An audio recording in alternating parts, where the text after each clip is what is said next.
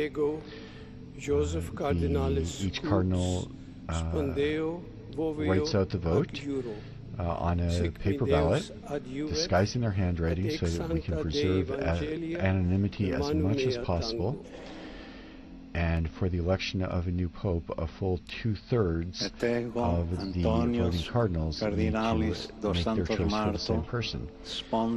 And as I mentioned, there will be a vote this evening. We will have a coverage beginning at 6 p.m. Rome time in anticipation of the results of that first vote, which will be signaled with burning of the ballots and the black or white smoke coming from the chimney of the Sistine Chapel. All of that happens behind the closed doors. If there is if a pope is not elected this evening, the conclave concludes for the day, and we'll pick up again tomorrow morning with Mass and prayer.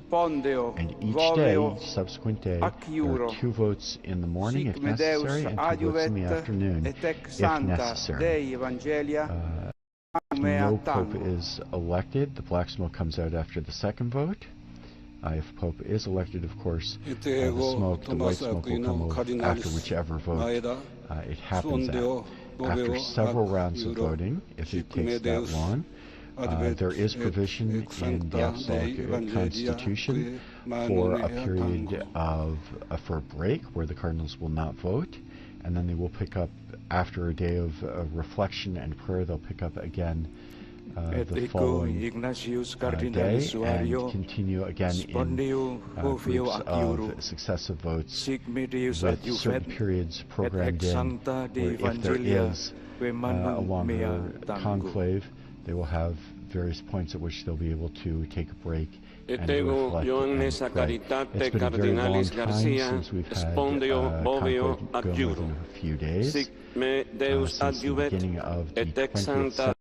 The longest conclave lasted only 7 votes in 1903 and took place over the course of 5 days. The voting schedule is not the same as it is now. So we will be taking a break after the Extra Omnis and the closing of the doors of the Sistine Chapel. And then we will resume our live broadcast this evening at 6 p.m. Rome time.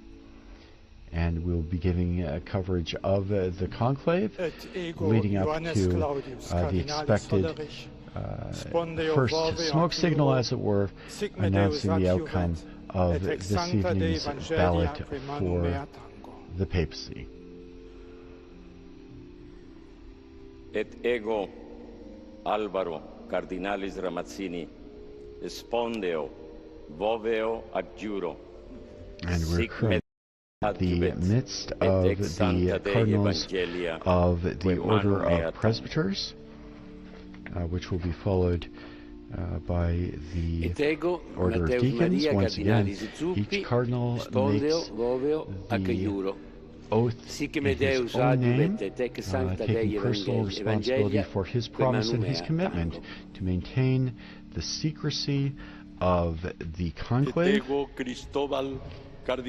to faithfully carry out the Patrine ministry if elected, and a solemn oath to affirm and defend boldly the spiritual and temporal rights, the religious and secular rights, as well as the freedom of the Holy See. The oath also speaks about the necessity of faithfully and scrupulously observing all of the prescriptions that the popes have laid out for the conduct of the conclave, and we can be assured the whole apparatus and procedure of the conclave is designed to ensure that there can be no doubt about the valid election of the next pope. And we know that these cardinals all take very seriously this very religious commitment to elect a new bishop of Rome. Spondeo voveo acuro, sic me Deus adjuvet. Ex sancta Dei Evangelia, que manu mea tango. Et ego Augustus Paulus, cardinalis lo iudice, sponde ovoveo ac iuro, sic me Deus adiuvet, et ex sancta Dei Evangelia, que manu mea tango. Et ego Johannes Marcus, cardinalis Avelin, spondeo voveo ac iuro, sic me Deus adiuvet, et ex sancta Dei Evangelia, que manu mea tango. Et ego Peter e bere cardinalis Abaleke, spondeo voveo ac iuro, sic me Deus adiuvet, et ex sancta Dei Evangelia, que manu Deo tango.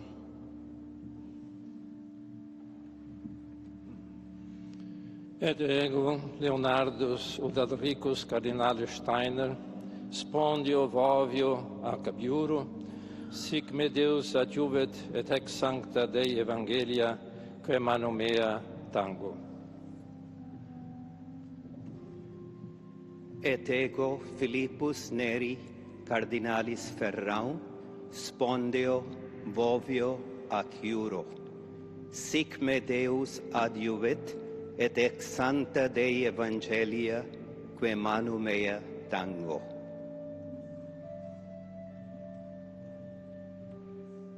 Et ego Robertus cardinalis McElroy, spondeo vovio ac iuro, sic me Deus adiuvet, et haec sancta Dei Evangelii, que manu mea.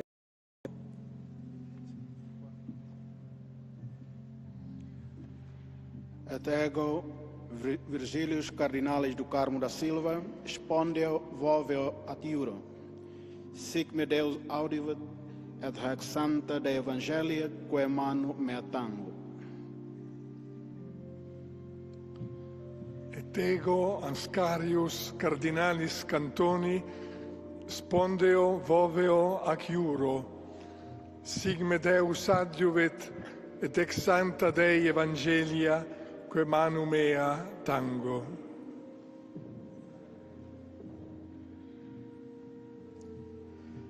Et ego Pula cardinalis Anthony, spondeo voveo ac iuro, sic me Deus adiuet, et ac sancta Dei Evangelia, que manu mea tango. Et ego Paulus Caesar cardinalis Costa, spondeo voveo at iuro, sic me Deus adiuvet, et ex sancta Dei Evangelia, que manu mea tango. Et ego William cardinalis Go, spondeo voveo ac iuro, sic me Deus adiuvet, et ac sancta Dei Evangelia, que manu mea tango.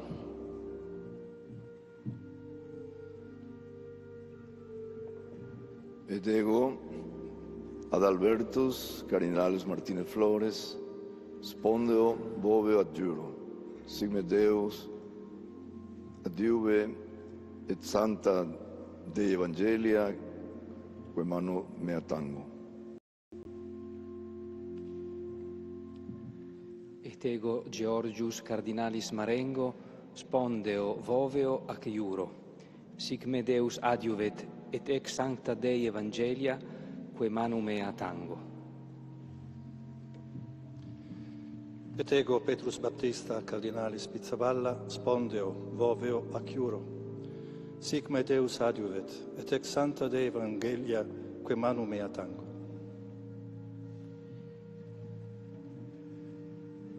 Et ego Stephen cardinalis Brislin, spondeo voveo ad iugoro, sic me Deus adiuvet, et haec sancta Dei Evangelia, quae manu mea tango.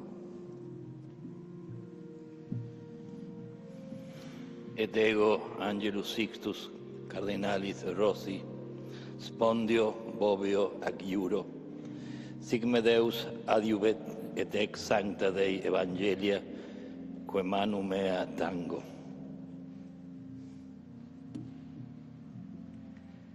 Et ego, Aloysius Joseph Cardinalis Rueda Aparicio, spondeo voveo ac iuro, sic me Deus adiuvet et ex sancta Dei Evangelia, quae manu mea tango.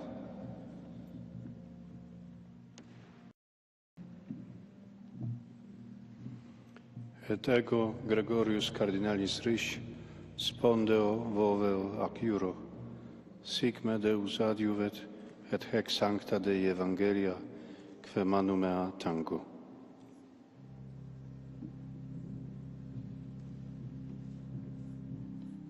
Et ego Muller Stephen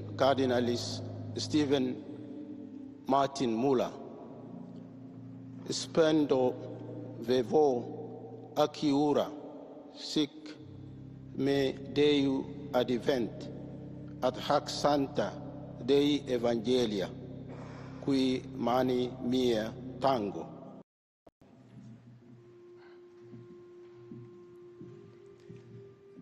Et ego Joseph Cardinalis Covocano, spondeo voveo ad iuro, sic me Deu adiuvet et ec sancta Dei Evangelia, quae manu mea tango.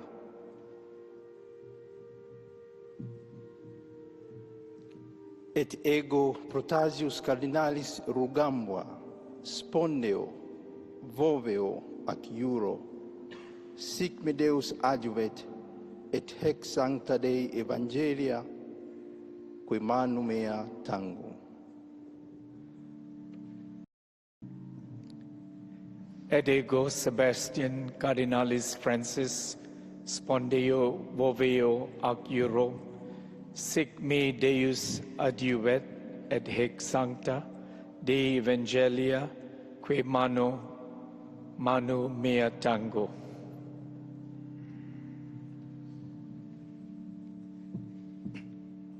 Et ego Stephen Cardinalis Chao, spondeo voveo ac iuro, sic me Deus adivove et ac sancta Dei Evangelia, quae manu mea tango. Et ego Franciscus Saverius Cardinalis Bustillo, spondeo voveo ac iuro, sic me Deus adiuvet et ex sancta Dei Evangelia, quae manu mea tango. Et ego Americum Cardinalis Aguiar, spondeo voveo ac iuro, sic me Deus adiuvet et ec sancta Dei Evangelia, quae manu mea tango.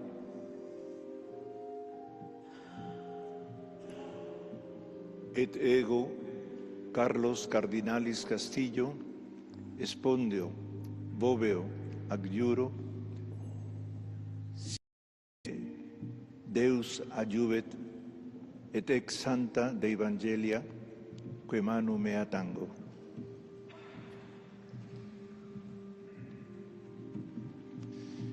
Et ego Vicente Cardinalis Bocalich, spondeo voveo ac iuro, sic me Deus adiuvet et ex sancta Dei Evangelia, quae manu mea tango.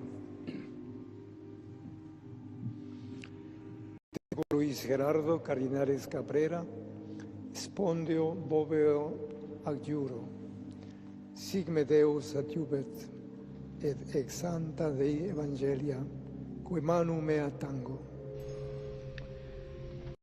As we mentioned before, the conclave is when the cardinals are locked in the Sistine Chapel, and that comes from the Latin phrase conclave, literally means with a key. And this stemmed from the time when, during the conclave in 1268 in Viterbo, because the papal see had to be moved from Rome due to the overwhelming violence that was taking place in the Eternal City. So the papal see was moved to a small town, Viterbo, right outside of Rome, and it was the longest conclave in history, lasting just about 3 years, and to encourage the Cardinals, who had taken so long, the citizens of Viterbo had locked the Cardinals into the palace of the popes in Viterbo, and also kept them limited to bread and water to, again, encourage an election, a quicker election, but it still ended up taking until September of 1271, after about 3 years without a pontiff, and it was at that time that Pope Gregory X was elected. And it's from that time that we actually get the beginnings of the modern conclave process that we see today, which actually, the pontiff that was elected during that time, Gregory X, he published an apostolic constitution, Ubi Periculum, with more concrete rules on how the selection of a pope should be carried out, and that's the apostolic constitution that remains the basis of this modern-day process that we are seeing now with these cardinals taking the oath of secrecy. Cardinalis Johannes Paulus. Et ego Johannes Paulus, Cardinalis Vesco, Spondeo, Vovevo, Acciuro, sic me Deus adjuvet et ex sancta Dei Evangelia, que manu mea tango. Et ego Dominicus Josephus Cardinalis Mathieu, spondeo voveo acciuro, sic me Deus adjuvet et ex sancta Dei Evangelia, que manu mea tango. Et ego Robertus Cardinalis Repole, spondeo voveo acciuro, sic me Deus adjuvet et ex sancta Dei Evangelia, que manu mea tango. Et ego Baldassare Cardinalis Reina, spondeo voveo acciuro, sic me Deus adjuvet et ex sancta Dei Evangeli, que manu mea tango. Et ego Franciscus Cardinalis Leo, spondeo voveo acciuro, sic me Deus adjuvet et ex sancta Dei Evangelia, que manu mea tango.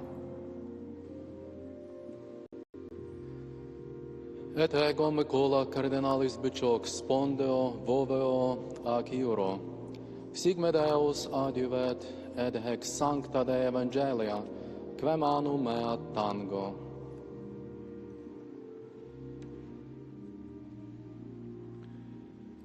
Et ego Dominicus Cardinalis Battaglia, spondeo voveo acciuro, sic me Deus adjuvet sancta Dei Evangelia, que manu mea tango.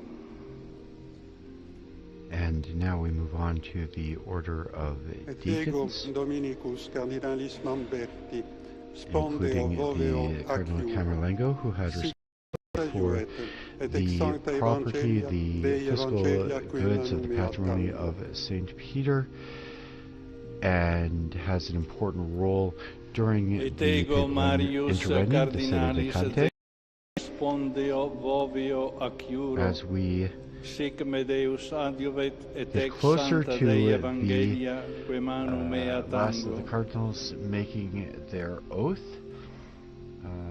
to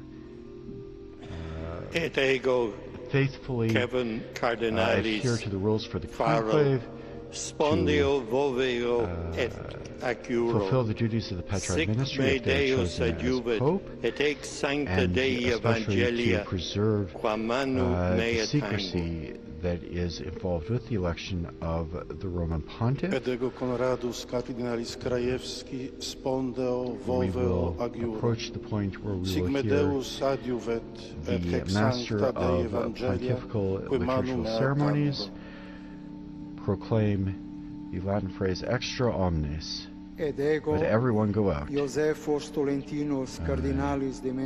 all non-cardinal electors to leave the Sistine Chapel. The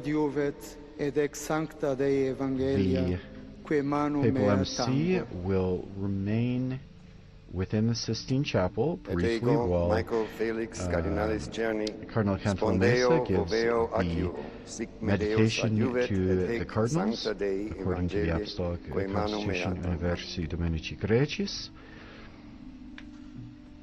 And at the conclusion of that meditation, with the papal ceremoniere, the papal master of ceremonies, guiding the ceremony, he will then leave the Sistine Chapel. He will ensure that all of the entrances to the Sistine Chapel are closed and secured, the guard is posted, and the cardinals will proceed with the first ballot according to the ceremony. After the papal embassy leaves the Sistine Chapel, the cardinal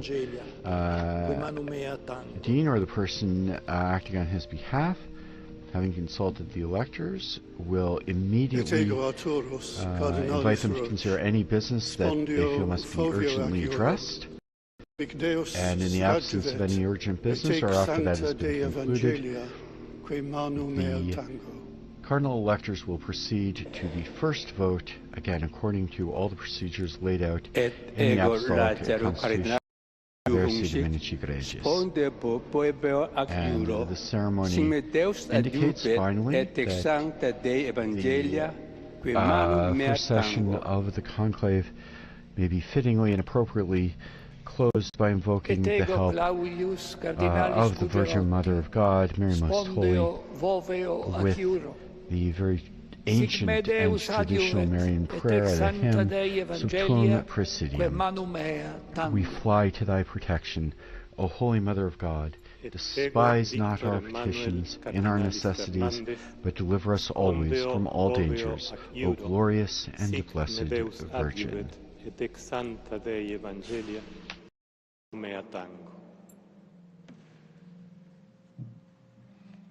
Ac ego Emilius Paulus Cardinalis Ceric, spondeo voveo ediu acuro, sic me Deus adjuvet, et ex sancte Dei Evangelia, que manu meo tango.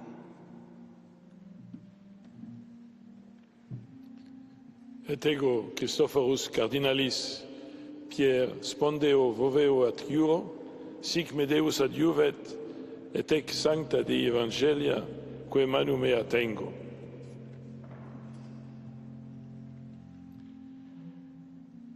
Et ego Angelus Cardinalis Fernandez Artime, spondeo boveo ac juro. Sic me Deus adjuvet, et ex sancta Dei Evangelia, que manu mea tango.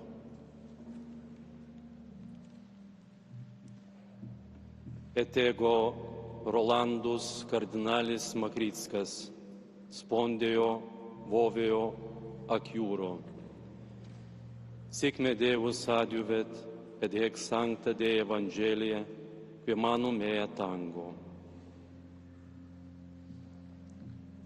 Et ego Timotheus Cardinalis Radcliffe, spondeo voveo ac juro, sic me Deus adjuvet, et ex sancte Dei Evangelii, que manu meo tango. Et ego Fabius Cardinalis Baggio, spondeo voveo ac juro, sic me Deus adjuvet, et ec sancte Dei Evangelia, que manu mea tango. Et ego Georgium Cardinalis Cuvacad, spondeo voveo ac juro, sic me Deus adjuvet, et ec sancta Dei Evangelia, que manu mea tango. And George Jacob Covacad, the final cardinal deacon, swears the oath.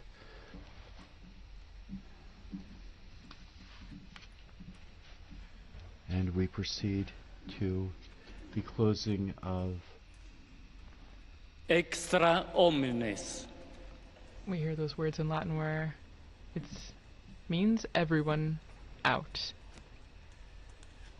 signaling when all the non-essential people in the Sistine Chapel are invited to leave, and the cardinals can begin their discussions.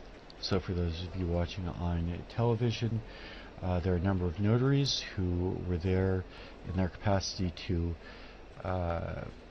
formally recognize the beginning of the conclave, and a number of other persons who are in attendance for various reasons.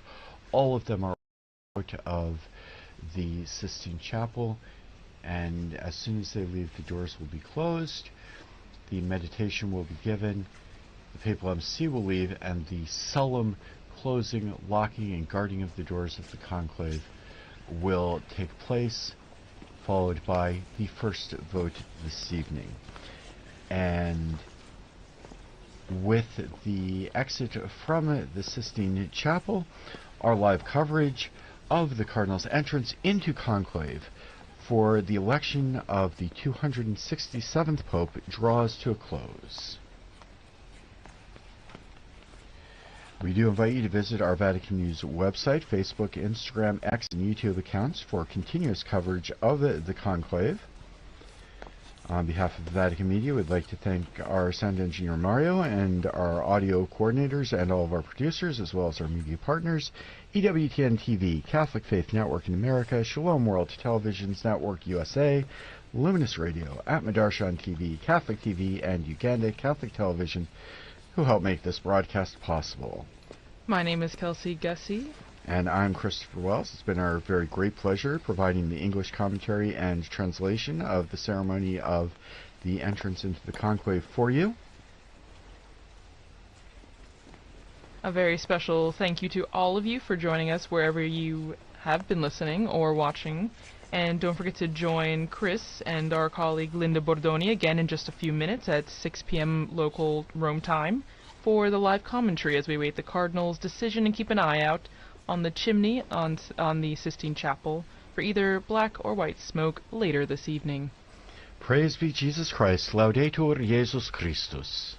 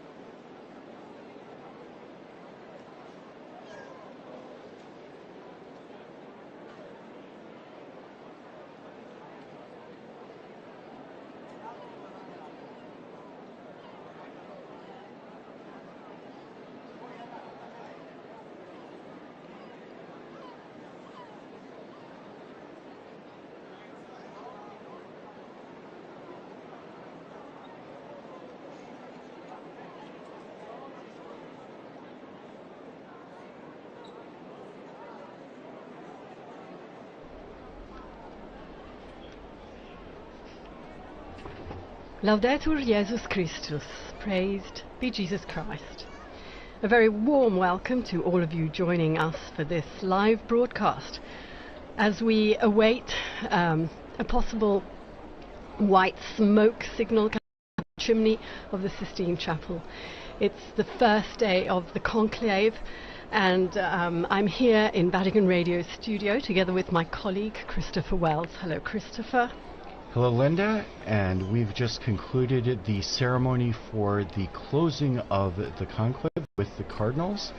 They began with a moment of prayer in the Pauline Chapel, just very close to the Sistine Chapel, and then went in solemn procession in hierarchical order into the chapel.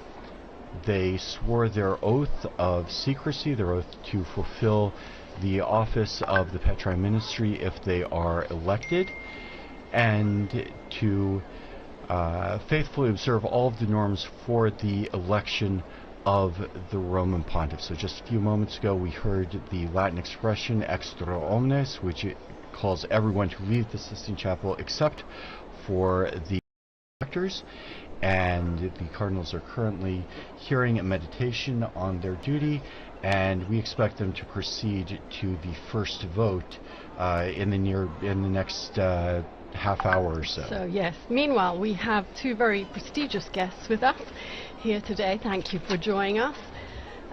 Philippa Hitchen, former Vatican Radio journalist, currently communications officer for the Lutheran World Federation. She was actually the person who saw the white smoke for us on that 13th of March 2013 when Jorge Bergoglio was elected as Pope Francis. And we also have a historian, a church historian, Dr. Donald Prudlow. Did I say that right, That's Dr. right. Prudlow? Welcome and thank you. He will be filling us in with lots of details. Right now, I think the best thing to do would be go to the square, where we have Devon Watkins, who's sassing out the situation. He's been talking to some of the people in the square. Hello, Devon, can you hear us? Hello. Okay, so perhaps there are some issues with telephone lines because, as you know, the whole of the Vatican has been, I don't know what the right word is, but telecommunications have been under control here, so people may have issues in connecting. Can you hear me, Devin? No. Okay. We will try again. Meanwhile, Chris, what if we go into our first insert? As Chris was explaining, the Cardinals are currently in the Sistine Chapel. We extra omnes, everybody out. And we have here a program by Veronica Scaresbrick, who interviewed Monsignor Charlie Burns to tell us all about what actually happens from the moment the Cardinals are brought into the chapel, and he's going to walk us through the process of voting, casting the ballots and burning them.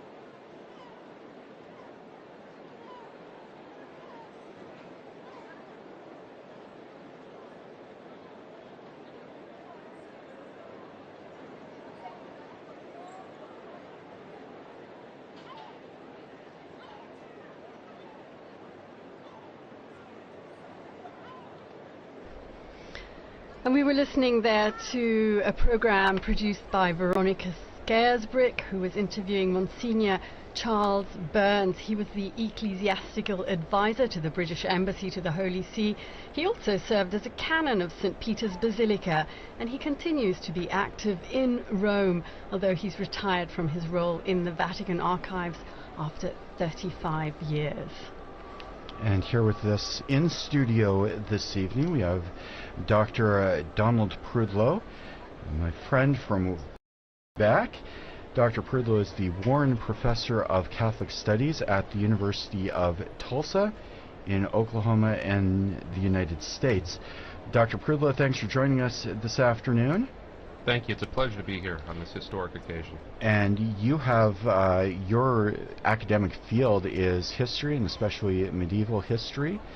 And maybe you tell us, the popes haven't always been elected through this very process of the conclave. Maybe you could say a few words to start us off with the original process for choosing the Bishop of Rome. It's a very old institution. We're electing the 267th successor of St. Peter. And for the first millennium, the election was largely done by the clergy of Rome, and in very early days by an accession of the people of Rome together. But as time went on, two problems arose around the year 1000. And that was how to provide representation for a church that was rapidly growing throughout Europe and then throughout the world for this very important position. And the second is how to free papal elections from secular domination, from the domination of kings and princes and emperors, and how to make it secure as a religious office. And that's where we saw the rise of the position of cardinal, which is not a biblical position, it's an ecclesiastical position, and it developed out of the clergy of Rome and still has a connection to the clergy of Rome. Absolutely. It's critical that the cardinals can trace their lines back to the early, particularly the parishes of Rome, the deaconries of Rome, and that allows them, so when we saw last Sunday all of the cardinals going out to their titular parishes, where they're pastors of, and saying Mass there and meeting the people in those parishes, technically they are the pastor of that, and as a pastor of the city of Rome, they are by ancient right to elect the Bishop of Rome. But notice what that does is, let's say a bishop from England or a bishop from Germany, from France, the Pope particularly wants them as an advisor, wants to give Germany, France, Italy, Spain a say in the election. He will appoint them as an advisor, a title that came to be assigned with cardinals, from cardines, the hinges of the Roman Church, the close associates of the Roman Church. And in this way, through the medieval process of representation is a very important principle in medieval Europe, the entire world has been given an opportunity, a say, in the election of the Roman Pontiff, which is itself such a position of worldwide import. And we saw cardinals today from all over the globe participating in that process. In fact, that's something that was a particular focus for Pope Francis, who named a number of cardinals from countries that had never had a cardinal before and who now are participating in this conclave. Now, you mentioned, Don, that over the course of the centuries, and especially in what's sometimes known as the Dark Ages, there were problems with the papacy. There was influence from secular and other sources, and they started to begin the process of solidifying the election to ensure the absence of outside interference, also to ensure the spiritual import of the election. Can you talk to us a little bit about the development of the conclave as we know it now, the first conclaves, and how it developed into the current process? Absolutely. Since Rome is, in a certain sense, the central hub of the wheel of the Church, it's an important position. We know that. We saw the worldwide representation at Pope Francis' funeral, and we see what a significant power that this office can hold. And so that makes it important, that makes it interesting for secular rulers to try to interfere in the election in order to get a candidate that might be more friendly to their political or earthly interests. And so starting in the 11th century with the purification of the papacy after a dark period, as you say, the election was reserved to the cardinals. And then in the 13th century, after a particularly difficult conclave, in fact a conclave that lasted almost 3 years in the beautiful city of Viterbo, that resulted in the eventual election of Gregory the X, he decided that he was going to sequester the cardinals away, Conclave, with a key in a room and keep them there until that they had reached their decision. And even this sometimes wasn't enough to get them to make up their minds. The city of Viterbo during that conclave actually put the cardinals on bread and water at one point, and even took the roof off the papal palace where they were meeting so they'd be exposed to the elements in order to, let us say, hasten a decision to get the church a pastor again. Gregory X issued a document called Ubi Periculum, which laid down many of the rules for the conclave that still applies today, described in the program we just heard and in the events that we just witnessed. Now, over the course of the years, that becomes solidified. Particularly, we start to see when the papacy returns to Rome after the Avignon period, the conclave becomes much more settled. It starts to be held in the papal palace, in the Vatican, in the Apostolic Palace.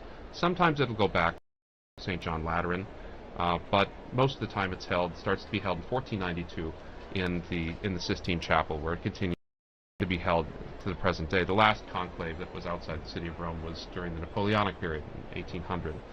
When all sorts of untoward things were happening around Europe, and so the papacy had to find a new way to make do. Professor, you were just saying there that you noticed the cardinals from all over the world, and we think the whole world is us at this moment, not only Catholics. Don't you think so, Philippa, who we know is part of the Lutheran World Federation? You're here for the conclave. Your delegation will be here. What is your perspective on that? Yes, thank you, Linda. It's good to be back in studio with you again, as we were back in 2013. And as you say, this historic election of a new pope is something that is of interest far beyond the Catholic world. You mentioned, of course, the great interest in the secular world, and I don't think we've ever seen quite so many journalists and people following the election and the funeral. They talk about this as the first election really of the social media era, and I think I'm absolutely amazed to see how many young people, my own children, people who have never really had that much interest in the intricate processes that you've been describing, what goes on behind those closed doors. Suddenly there is an explosion of fascination for what goes on. I think the film Conclave, of course, has also had a lot to do with that. Everybody is now a little bit of an expert, having seen the film. I haven't seen the statistics myself, but I'm told that the numbers of downloads have skyrocketed since the death of Pope Francis. But coming back to your question, yes, I have always been particularly interested in the ecumenical aspects of these elections, having followed very closely the ecumenical scene under the pontificates of John Paul II, then Pope Benedict, and then of course Pope Francis. And yes, there is a very strong presence. At the funeral there was some strong presence of ecumenical delegates attending the funeral in St. Peter's Square, and there will be again at the installation of the new Pope once we know who he is. Right now we're watching images of the square, and we've just been seeing a lot of media out there with their cameras, and I think we have Devon on the line now. He is in the square. We go to him if the blockers are not working right now. Devon? There you are, great. Good.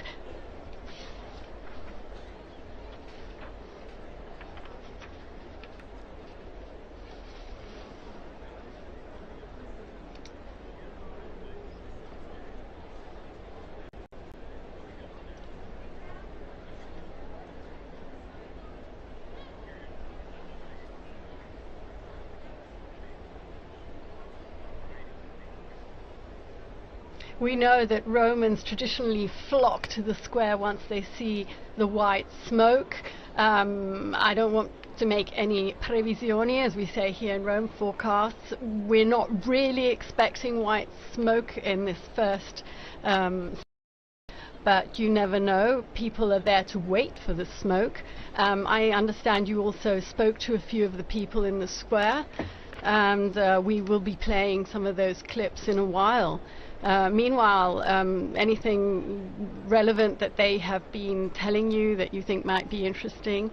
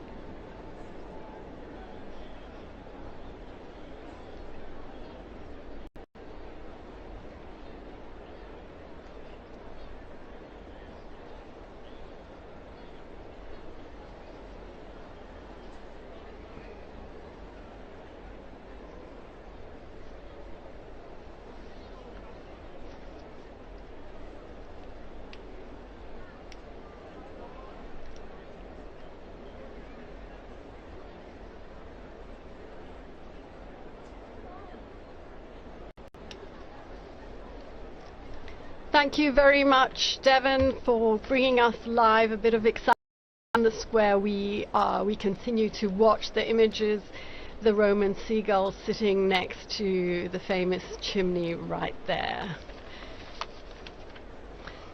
Back to Philippa and to Professor Prudlow here in studio. We have so much to talk about. Perhaps Philippa, looking a little bit at what Pope Francis's legacy has brought us as regards the Church's ecumenical path forward. What are you looking towards? What do you hope the next Pope may be able to build on that legacy?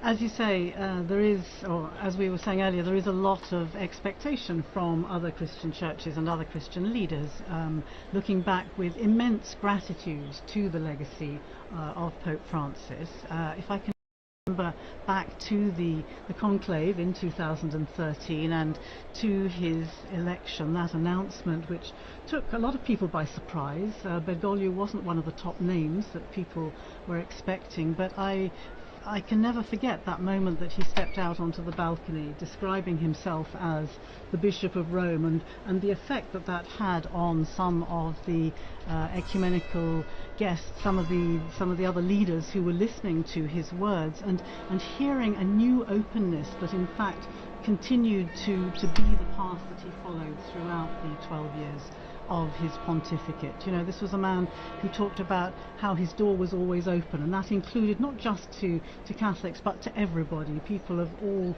different churches and of course different faiths and no faith at all. And so there were some extremely significant events that I was very privileged to be part of. I think particularly of Lutheran World Federation and Pope Francis marking together the 500th anniversary Reformation. I remember when I first heard about the possibility of that happening, saying to colleagues around Rome, you know... Yes, you were here at the radio back then. Absolutely, and I remember saying the Pope is going to mark the anniversary, the 500th anniversary of the Reformation, together with the Lutherans, and people saying, you're daydreaming, that's never going to happen. But of course, the Pope travelled to Sweden, and together with the Lutheran World Federation leadership, he had a very significant liturgy in Lund Cathedral, and then went on to the stadium in Malmö, where together they looked to the past, they asked forgiveness for the sins, the divisions, the terrible sins that came out of the divisions of the Reformation, and then pledged to overcome that by working together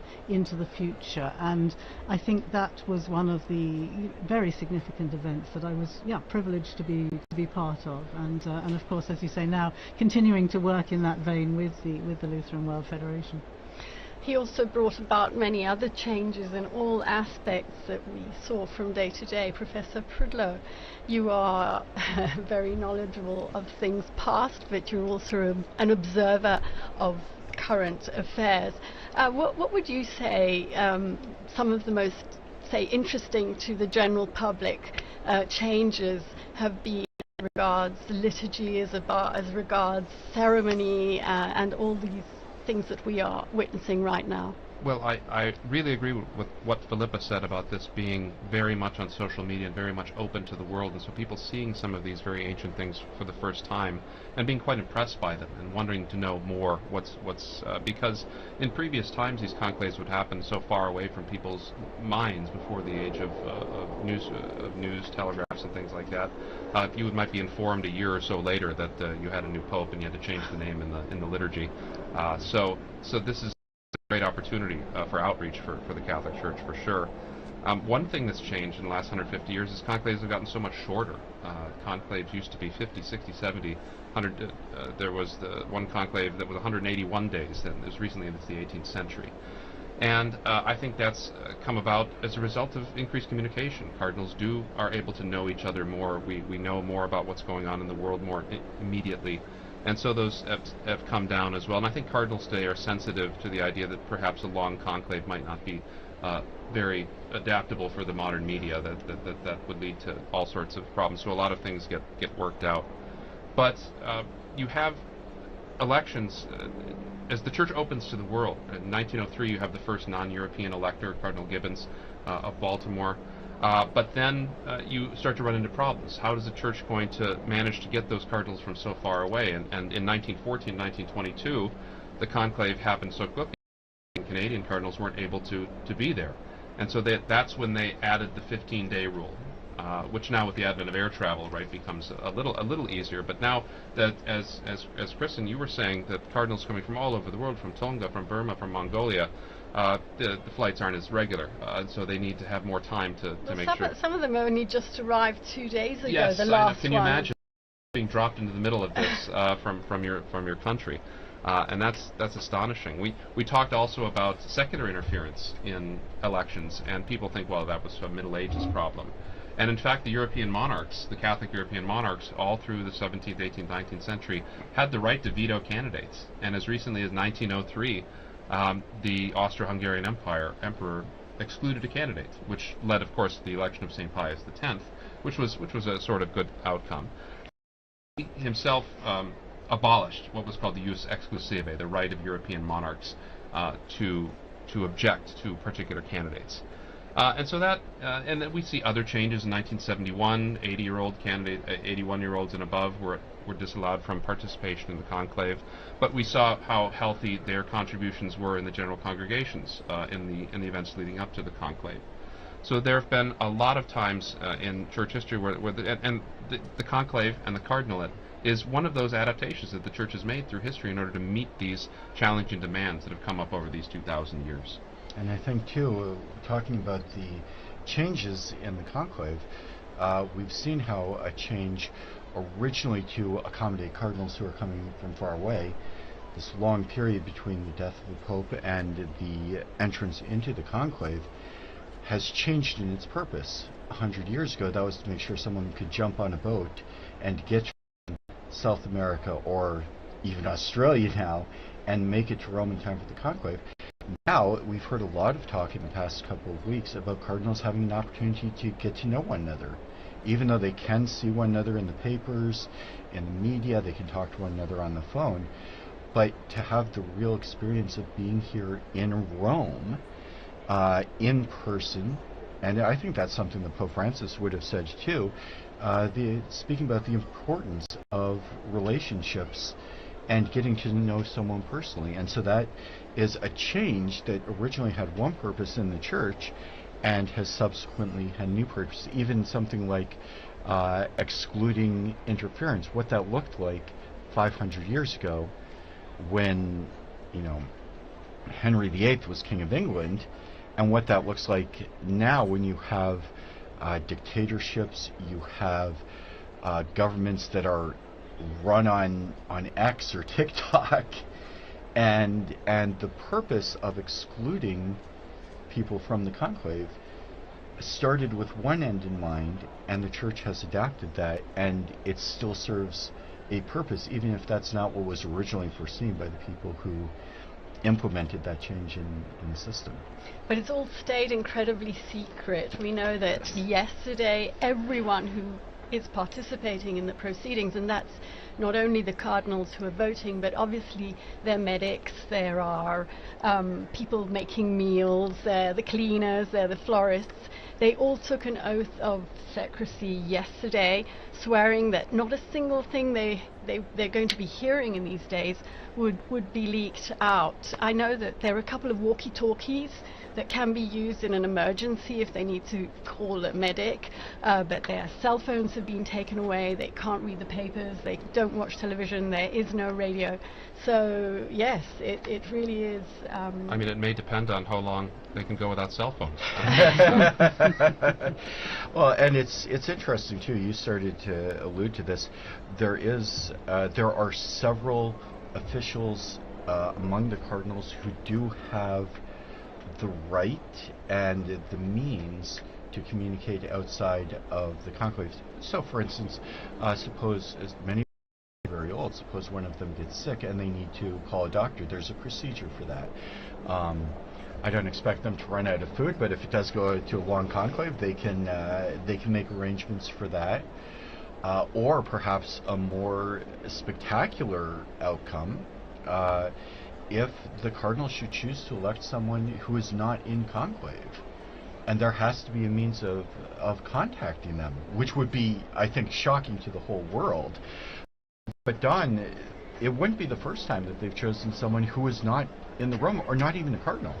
That is absolutely possible. One of the most famous examples was after the long conclave of 1292 to 1294, where they were in an absolute deadlock for 3 years, and they just could not, and nobody would back down.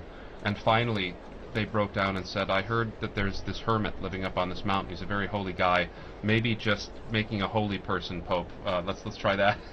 And so you have this picture of bishops and cardinals trundling up this mountain in Abruzzi, and getting to this hermit's cave to tell him that he's just been elected as Pope.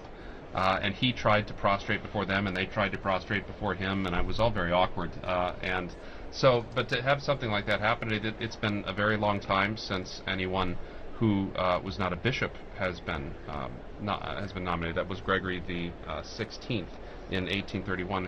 And so if someone who's not a bishop is elected, they do not assume the office of Pope until they're made a bishop. You have to be a bishop to be the Bishop of Rome. I imagine there's some prerequisites to be named, even if you're not a cardinal. I find it interesting. So if you're a baptized unordained Catholic male and you get the call, like I've told my wife to stay by the phone just in case, that you would have to have your wife's permission in order to do that, because you'd have to separate from bed and board to be ordained. But that is a theoretical, if remote, possibility. Basically, the only requirement is that you are the requirements for being made a bishop, yes. Which technically is if you were to choose someone. And Don, maybe you can correct me if I'm wrong, but there are stories of people who have been elected even before they've been baptized, and they went through the process of baptism, ordination, consecration to the bishopric. I think some of those are maybe not certain. Well, we know for Ambrose of Milan, who was the Roman civil administrator, who was so skillful at getting various parties of Christians to get to talk to one another. Even though he himself was a pagan. He himself was a pagan, and both sides, the Arians and the Catholics, shouted out Ambrose Bishop, and they carried him into the cathedral. He was baptized. He went through the 7 grades of ordination, and on the 8th day he was made the Bishop of Milan. And so there are examples. Something like that is what would have to happen in an unusual case like that. But Don, you mentioned the very holy hermit who was elected to the papacy.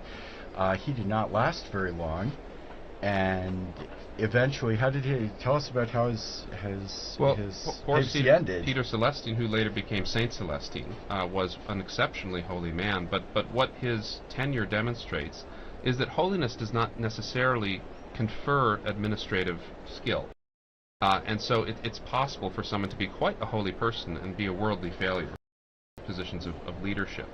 And so nature needs to build on grace to pick someone, for the Cardinals to pick someone who does have this kind of ability to have this world-changing position. It's such a position of responsibility that there are certain skills that are necessary, and to that must be added the grace of God in order to govern the Church.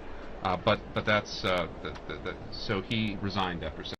And we talked a lot about that in 2013. You'll recall when Pope Benedict resigned, as being one of the last instances where a pope left the office.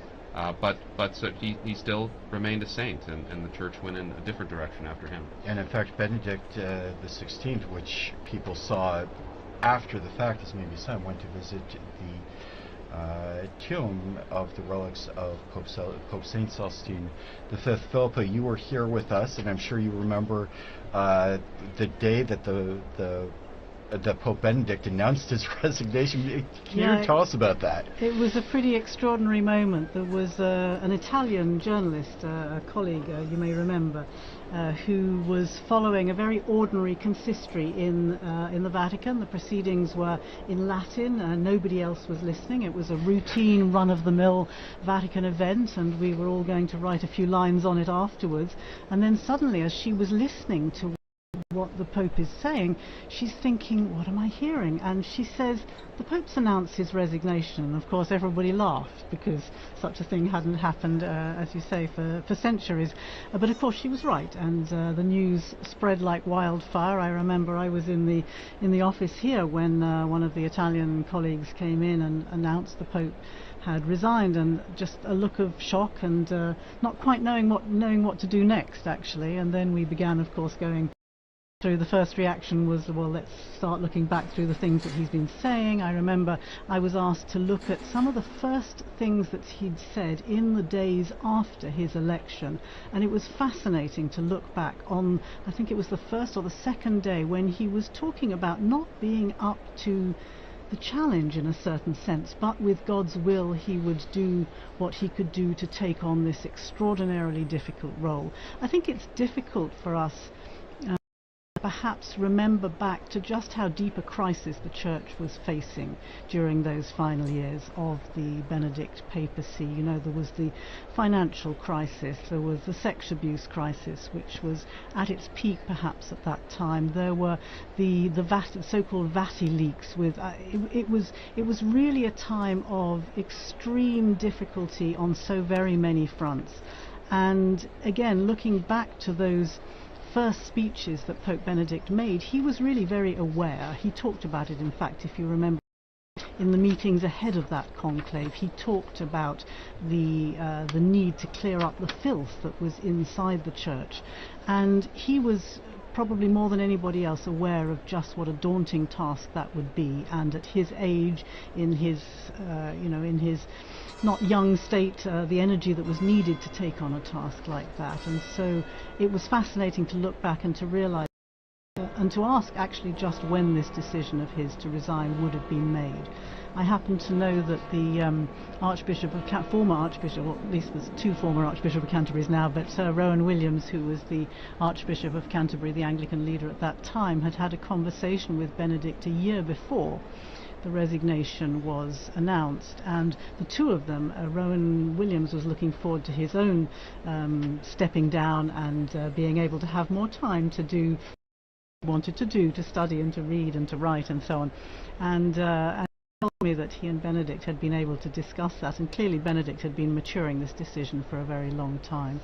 So it was, yes, an extraordinary surprise for us, requiring unprecedented ways of working, and but for Benedict I think it had been a decision that he'd been maturing for some time, of course. And you talk about the crises that faced the Church in 2013 and those last couple of years of Benedict's reign that really came to a head at that time and had an impact on the papacy of Pope Francis. He spoke very forcefully about the plague or the scourge of abuse.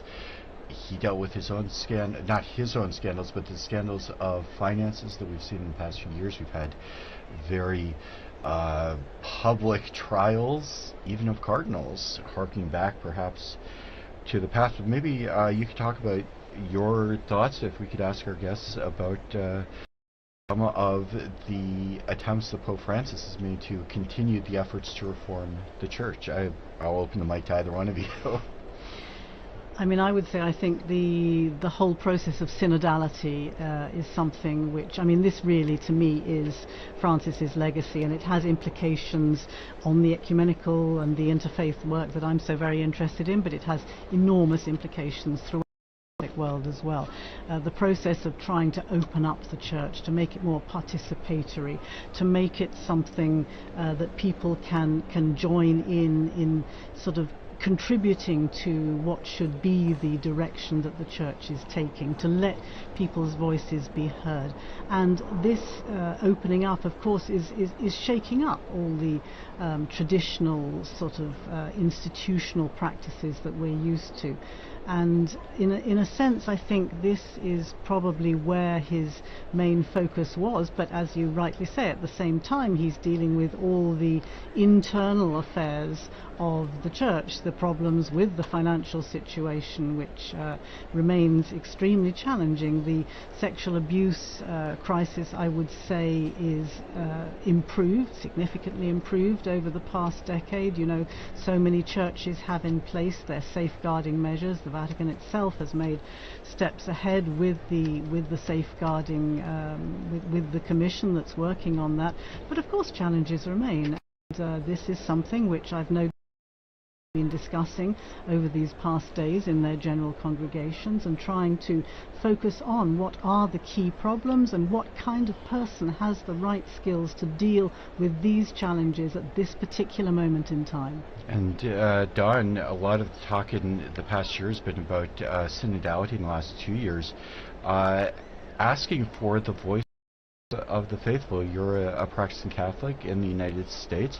What's your perspective on the challenges that have arisen from these really scandalous problems that have affected that have affected the Church at large? Right, the public witness of the Church has been very much affected. The ability for bishops and priests to speak with moral credibility has been weakened, and that's something that's going to take a long time to build. It's going to need not only a personal witness of holiness, but also institutions and procedures that are going to be effective in safeguarding.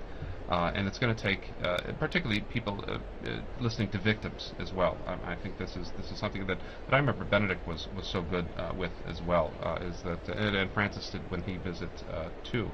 That the sort of personal witness of listening to those who have been hurt, and incorporating their thoughts and their ideas on how to prevent these horrible things from happening in the future.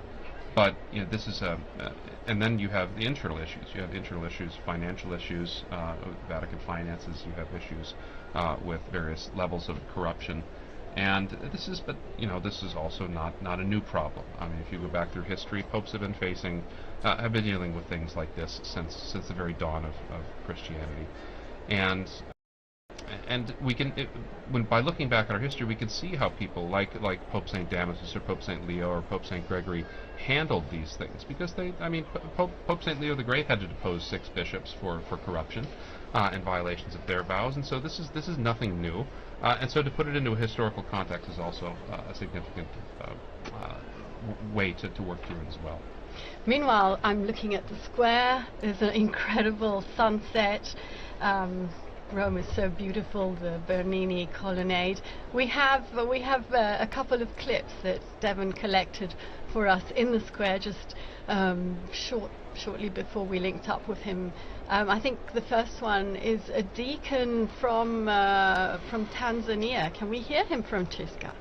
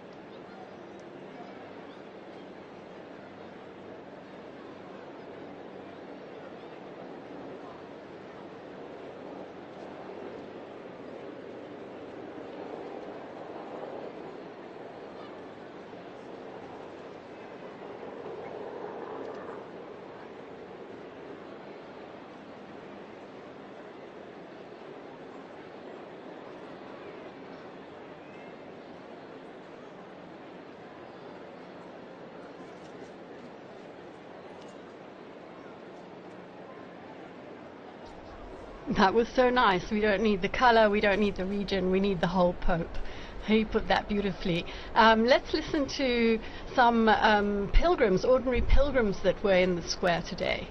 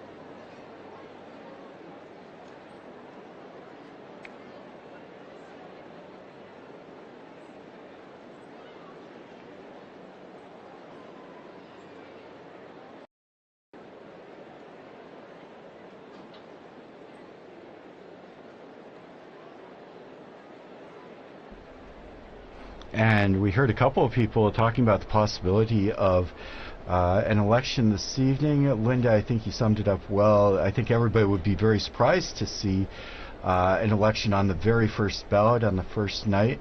But we have had some remarkably short conclaves in the past. Don, you want to share some of those with us? Even recently, both Pope Francis and Pope Benedict were elected very quickly on the second day.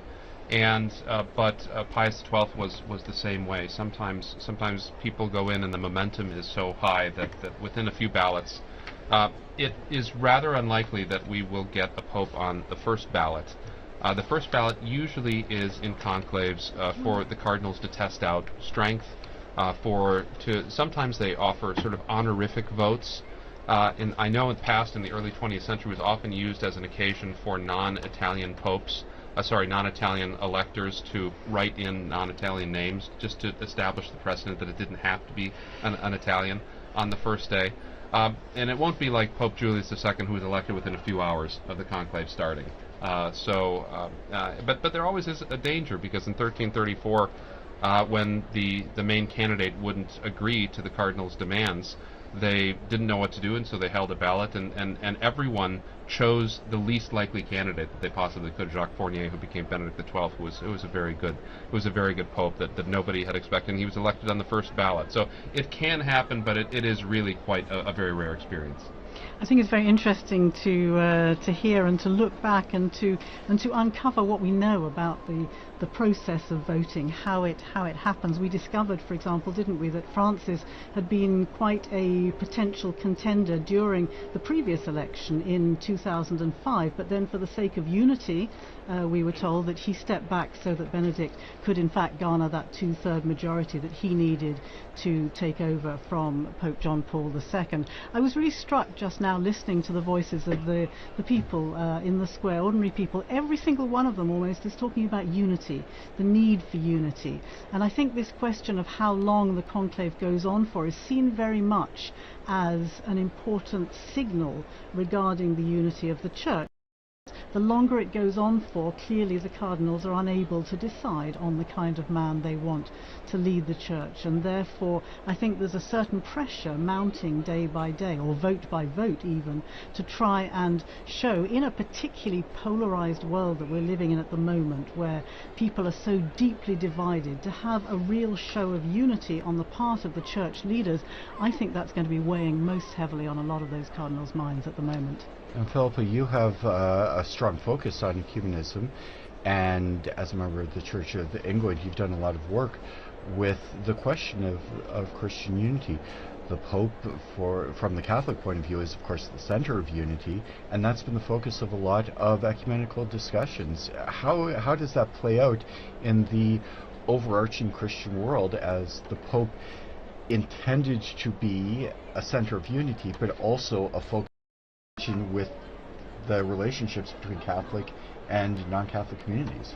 Well, I mentioned earlier the moment that Pope Francis came out onto the balcony describing himself as the Bishop of Rome, and what a strong signal that was to other Christian leaders about his role, not trying to describe himself as Supreme Pontiff or use some of these other titles that can be quite alienating, but describe himself as the primus inter pares, in a sense, the first among equals of the bishops, and therefore this title Bishop of Rome was very significant, together with the other kind of signals that he gave early on in his pontificate. And yes, of course, the question of the papacy is a crucial, it's the crux of the matter in many of these ecumenical dialogues. The Orthodox dialogues are discussing the role of the Pope in the first millennium and in the second millennium, and it's also, very much the discussion that's going on in the other, the churches of the Reformation. The dialogues there are also the role of the Pope, and that's why I think Francis's legacy is so significant, because he made very important overtures about the way that he could work together with other Christian leaders. But of course we can't forget the encyclical Ut Unum Sint from Pope John Paul II back in, I think it was 1995, when he actually asked other Christian leaders to come forward with ideas, to make proposals as to how the role of the papacy could be acceptable accountable to other churches, to other Christian communions. And this is still very much a work that's ongoing. It sort of fell a little bit by the wayside during the previous decade or two, but it's very much front and center again. And I think there's a lot of, I think we're going to see over the coming months again some responses to that. The Council, or the Dicastery as it now is for Christian Unity, has gathered together some of these responses, and we've seen the publication of a book bringing together a lot of these responses. So it's very much at the heart, as you say, of the conversations and at the heart of the dialogues with other Christian churches. So very important to see what direction the new Pope will take on this, and whether he will prioritize this as an important issue, because of course the division of the churches is one of the biggest scandals of the Christian world. It's so much easier when people see unity, when people see united churches, to be able to believe and to be able to make a commitment to that. Thank you, Philippa. We've been talking with Philippa Hitchin, Don Prudlow, our guests, as we enter into this first hour of watching and waiting for the election of the new Pope. If you've just joined us, earlier this evening we saw the Cardinals enter into conclave, and now everybody, I think, kind of around the world is waiting to see the smoke rising from the Sistine Chapel. If you are just joining us, I'd like to offer you a very warm welcome. Also a thank you to all of our television partners and radio partners, especially EWTN TV, Catholic Faith Network in America, Shalom World Television's Network USA, at Madarshan TV, Catholic TV, Madha TV India, and UCTV, Uganda Catholic Television. Also radio partners Luminous Radio and Radio Katipunan in the Philippines. Welcome to all of you. My name is Christopher Wells, and I'm joined here with my colleague Linda Bordoni, and our guests. And our guests, our most prestigious guests, Philippa Hitchin and Professor Prudlow. But I do suggest a tiny musical break as we continue to watch the sunset.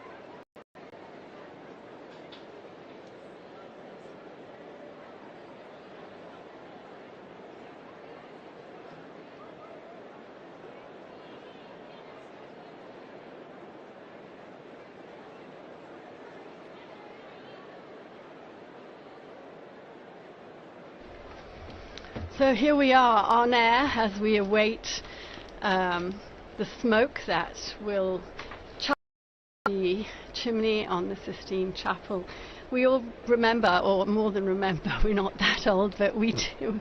We have all read about the famous conclave in 1958 when John the 23rd was elected. The Cardinals convened on, I think it was the 26th of October, and immediately white smoke was seen to appear out of the chimney, and obviously the crowd erupted in applause, only to discover that the burning process wasn't as they thought it should be, and it soon turned black. And unfortunately, it happened this next day as well, exactly the same thing. And finally, on the third day, he was actually elected on the 28th of October after 2 false alarms. It really was white smoke. I think the people were probably a bit wary at that time, but yes, the smoke is incredibly magnetizing, isn't it, as we watch that chimney. I certainly have very strong memories of a former colleague here at Vatican Radio doing some coverage for the election. I believe it was for John Paul II, and I remember him talking about the dirty grey smoke, a Scotsman talking about the dirty grey smoke, and he wasn't quite sure whether it was white or whether it was black. And quite often at the beginning, I mean, I do remember the previous 2 that I have covered, but it is a little bit difficult at the beginning to see. It starts off quite slowly and then it seems to kind of gain momentum, and I think there's been some work on the kind of chemical processes, hasn't there? Maybe somebody else knows a bit more about They did begin to use the chemicals for both the white and the black. Absolutely, yeah. But you're right about the evocative power of the smoke. This has become sort of a symbol, and now the webcam, people will put webcams on at home, and I saw we have some real enthusiasts, because 12 hours before I saw there was a chimney webcam before they'd even gone into conclave with 11,000 visitors, 11,000 watching currently. So people are really transfixed by this. But it was a good addition, I think it was 2013 when Benedict, because of the confusion about this, that when there's white smoke, the bells of St. Peter's will peal out as well. Right. So that will be a confirmatory. And it's also an issue in winter conclaves, right? Because it's night, and it's very difficult to see the color of the smoke at night. And so those bells were a good addition. Although I remember it took quite a while for the bells to actually start pealing, so the people were cheering wildly in the square, and it was only quite a significant time after that that the bells actually confirmed that. In fact, I remember that conclave as well. I think we all remember that very clearly. And yes, that's exactly right, because even with the addition of the chemicals, the smoke wasn't clear. You talked about it, Philippa. When the smoke first comes out, first you've got people asking, well, is smoke coming out? Is that a cloud? Is that really what it is? And then it becomes a little bit more definitely smoke coming out of the chimney. And then you say, well, it looks kind of gray, it looks kind of white.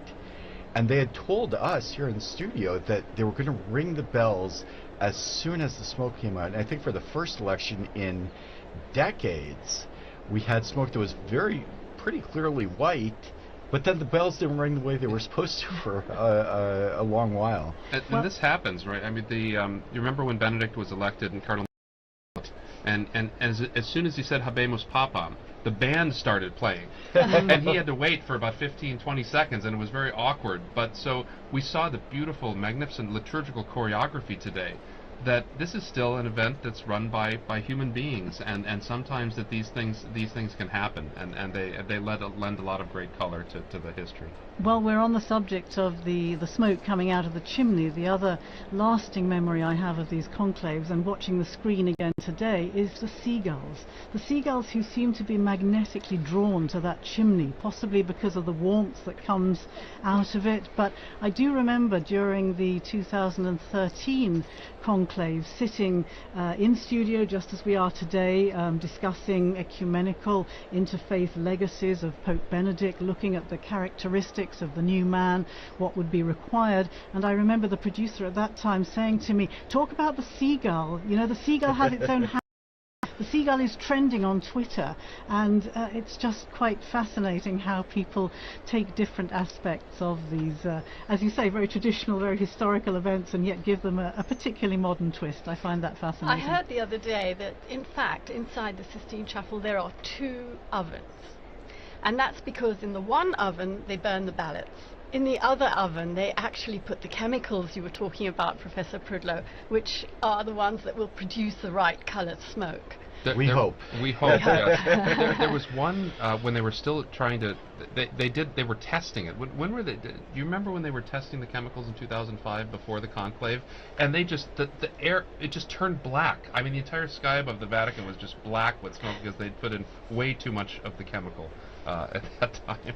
But I think it's interesting again how we've seen a lot of pictures recently, as you say, these two ovens in the Sistine Chapel before, you know, this veil of secrecy that on the one hand was so fascinating to people outside the confines of the Vatican, but on the other hand people are equally fascinated now they can see the process. We saw the workmen going in with the scaffolding and putting up the chimney and putting the ovens into place, and I think that's been very... Yeah, there's a beautiful video on Vatican News that shows the Room of Tears, which is the room where the Pope will receive his vestments and cry.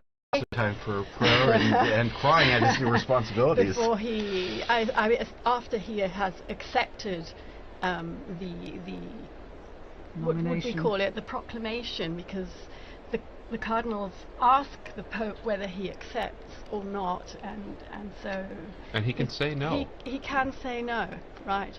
Anyway, please go and look at our video, because it shows that Room of Tears. It shows the 3 different sized vestments that have been made to fit whoever is elected. It shows... well, after it was a little tight on Pope John the 23rd, they knew they had to have a range of sizes for the But interestingly, Linda, you were telling me that the traditional papal tailors that has been producing these vestments for so many decades, apparently there's been a change. Yes, there has been a change. So we all knew Gamarelli. I think we all bought socks at Gamarelli, the cardinal socks. This year it's Mancinelli, who apparently makes a bit of a more, a lighter textile, better for transpiration, more comfortable. So yes. In fact, we talked about all of the people inside the Vatican who help with the conclave. One of the people that's there is a tailor on hand. They have a small, medium, and large cassock, but they have someone right there so that when he puts it on, they can make adjustments so it's not overflowing, it's not too tight. They've got some room to breathe, so to speak. In the legend about John the 23rd, who was a portly Italian, famously from peasant stock, as they say, in Italy, and the story was that when he put on the extra large white cassock, it still wasn't big enough, and they had to open up the back of it and kind of tie it together like a hospital gown, obviously with his regular clothes underneath. But you know, there's some of the stories that we hear from the I noticed that hanging in the Room of Tears is the little red cape, which Pope Francis did not wear. He chose not to wear. He chose not to wear. Yeah, why did he choose not to wear that red cape? It was a gesture of he meant it as a gesture of humility, in the sense that he wanted to be seen as Francis, as Bishop of Rome, in a simplicity. But I don't think that judgment if the new Pope chooses to wear it. I mean, it's there. It's the proper garment for that moment. There's nothing hieratic. It's just a particular garment for the papacy. And but when you say the tailors and those great videos that you had, it should remind us of the hundreds of people that work to put this together behind the scenes. All the Vaticanisti, all the people that work there so hard to make these things come off. The infirmarians, the people that prepare the food. And the people that prepared the conclave, the choir, the masters of ceremonies, it's really... it's a big production. It's an amazing production, and it's an irregular production, right? I mean, I think of in England, right, trying to practice a coronation after over 6 decades, and it's sort of the same thing here. You don't know when it's going to happen. You start to think about it. People come, people go, and there's books, but it's one thing to reduce a book to actual practice. And now that we have videos and things like that, it's so good to record those things and to help people to remember how difficult it is. And we weren't working in those days back in the 1970s, but I wonder what it must have been like to have had 2 of them in very, very close succession within, what was it, 33 days? 33 days. Was the length of the papacy, and so then John Paul the period I. after that when they elected the John Paul II. So barely the entire Vatican staff barely had time to get to relax and to recover from doing it all over again. It must have been an extraordinary moment. It was very interesting. I come from a very small diocese in the United States, Sioux Falls, South Dakota, which very few people perhaps have ever heard of. But one of our claims to fame, my former bishop, was one of the very, very few bishops appointed by Pope John Paul I. So one of the very few people in the whole church who was the subject of an act of the papacy of John Paul I. And I think a lot of us will have stories about our interactions with popes, not just the people who work here, but people throughout the world who come and see the popes. Do you have some memories of the popes that you've experienced through your time?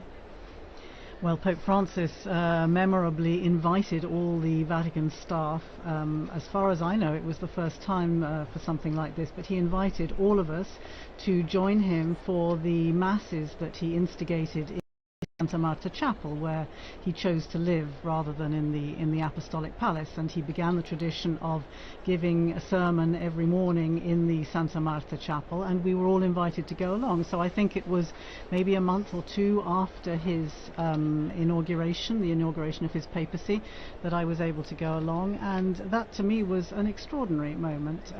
The previous time that I'd seen him was just after I think it was 3 or 4 days after papacy, the inauguration, or the election rather, when he was with all the journalists in the Paul VI Hall. You were there too, weren't you? And he announced why he had chosen the name Francis. He wanted to be to honour the name of Francis as a man of peace, a man of poverty, and a man of protection of creation. And these were, of course, 3 themes that he would develop so strongly throughout his pontificate. And that was, again, an extraordinary moment. It was extraordinary also that he called the journalists to thank them for the work they had done during such an intense period.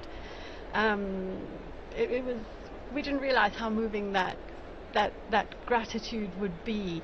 I can't but help think of his very last audience, public audience, was to thank the medics, the doctors and the staff at the hospital who had taken care of him.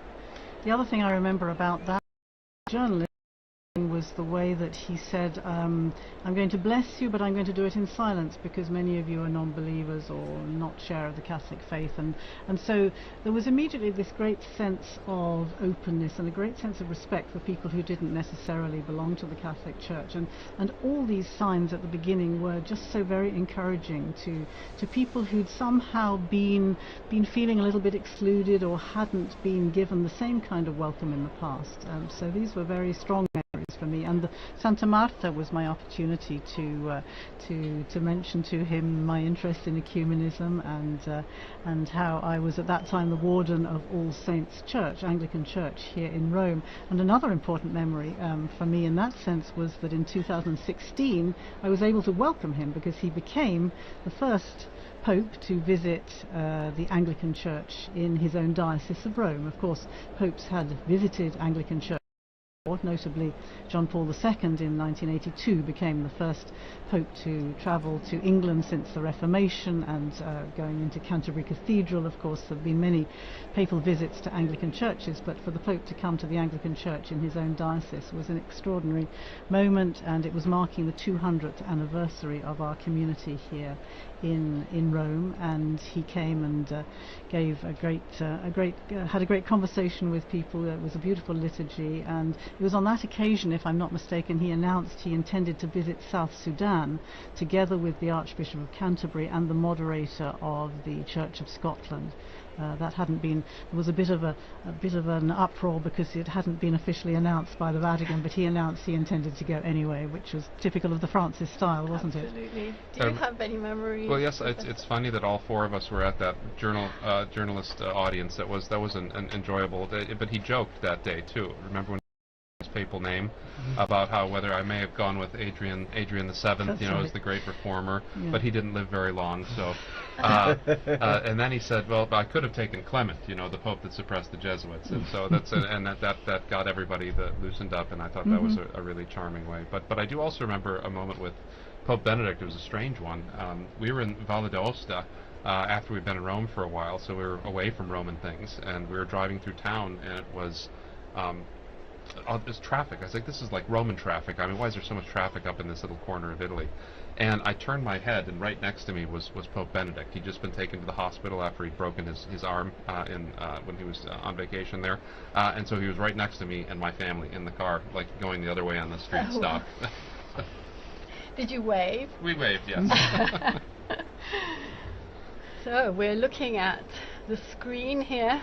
We're looking at the square. Getting close to be a time for smoke. What do you think? Well, we're expecting the vote to take place shortly after the Cardinals went into conclave, the first vote this evening. But as a lot of people have noted, it's pretty well known, this is the largest group of Cardinals ever to enter into conclave, 133. If you watch the broadcast of the entrance, it takes a little while for 133 mostly elderly Cardinals to get up, to cast their vote, for the votes to be counted. We heard Monsignor Burns' very excellent elaboration of that process. So we're not sure how long it takes, and I think that's a challenge for all of us, but also for the people coming in the square. If you were watching at the beginning of the broadcast, the square was not empty, but there weren't a whole lot of people there, and they've been filtering in. It's really filled up. It's really filled up. All remember previous conclaves, when the white smoke comes out, everybody in Rome is going to be coming to St. Peter's Square. But just to talk a little bit about the process this evening, we are expecting a vote perhaps around 7:30 in about 10 minutes, but there's no precise timing. So it could be any time, and we will have people watching for that first wisp of smoke, and then to try and determine what color it is. And Phil, Linda, maybe you can tell us a little bit about what we can expect in the next couple of days in terms of looking for the smoke and the outcome of the different votes in the Sistine Chapel. Well, the one interesting thing I've just discovered is, as you were saying, there are two separate votes. Oven, yeah. Okay. Well, just one on the first day, right? Just one on the first day, but as from tomorrow morning, 2 in the morning and 2 in the afternoon. So should the smoke arise in the middle of one of those sessions, it'll be white for sure. That's right. Yes. Right? That's because if they go immediately to a second vote if it's a failed vote, and so that means we won't get smoke until around noon. If it's even a failed later, vote. in fact, I think we're expecting around 1 o'clock. Around 1. So if we do absolutely right, if we get it at 11:30, 10:30, 11, it will be white smoke. Yeah. I heard an interesting little detail. You were talking about people rushing from around Rome. When people hear the news, they tend to gather in the square to see who the new Pope will be. I read a lovely detail from the English College, the Venerable English College, where the seminarians from the UK trained to become priests, and there was obviously a question about were they allowed to run out of their classes if they heard news of course all of them will have their cell phones, I imagine, so they'll get news almost within seconds of it happening, and apparently there has been a ruling from the college that seminarians are allowed to get up in the middle of classes and to go and congregate in the square to acclaim the new Pope if and when it happens during the day. I remember I was a student at the Angelicum during the election of Pope Benedict in 2005, and that same question came up. Of course, John Paul had been Pope for almost 27 years, so a conclave was a new thing. And the college didn't make any determination, so the classes were going on during the conclave, and as soon as it became evident that the Pope had been elected, there were people who left class. And I remember some of the professors being horribly offended that the students had left for a truly momentous historical occasion. And the Angelicum, I'm sure that was the reason for their determination this year. They put out a specific statement. They announced it on social media. As soon as we get news of the white smoke, classes are suspended with immediate effect.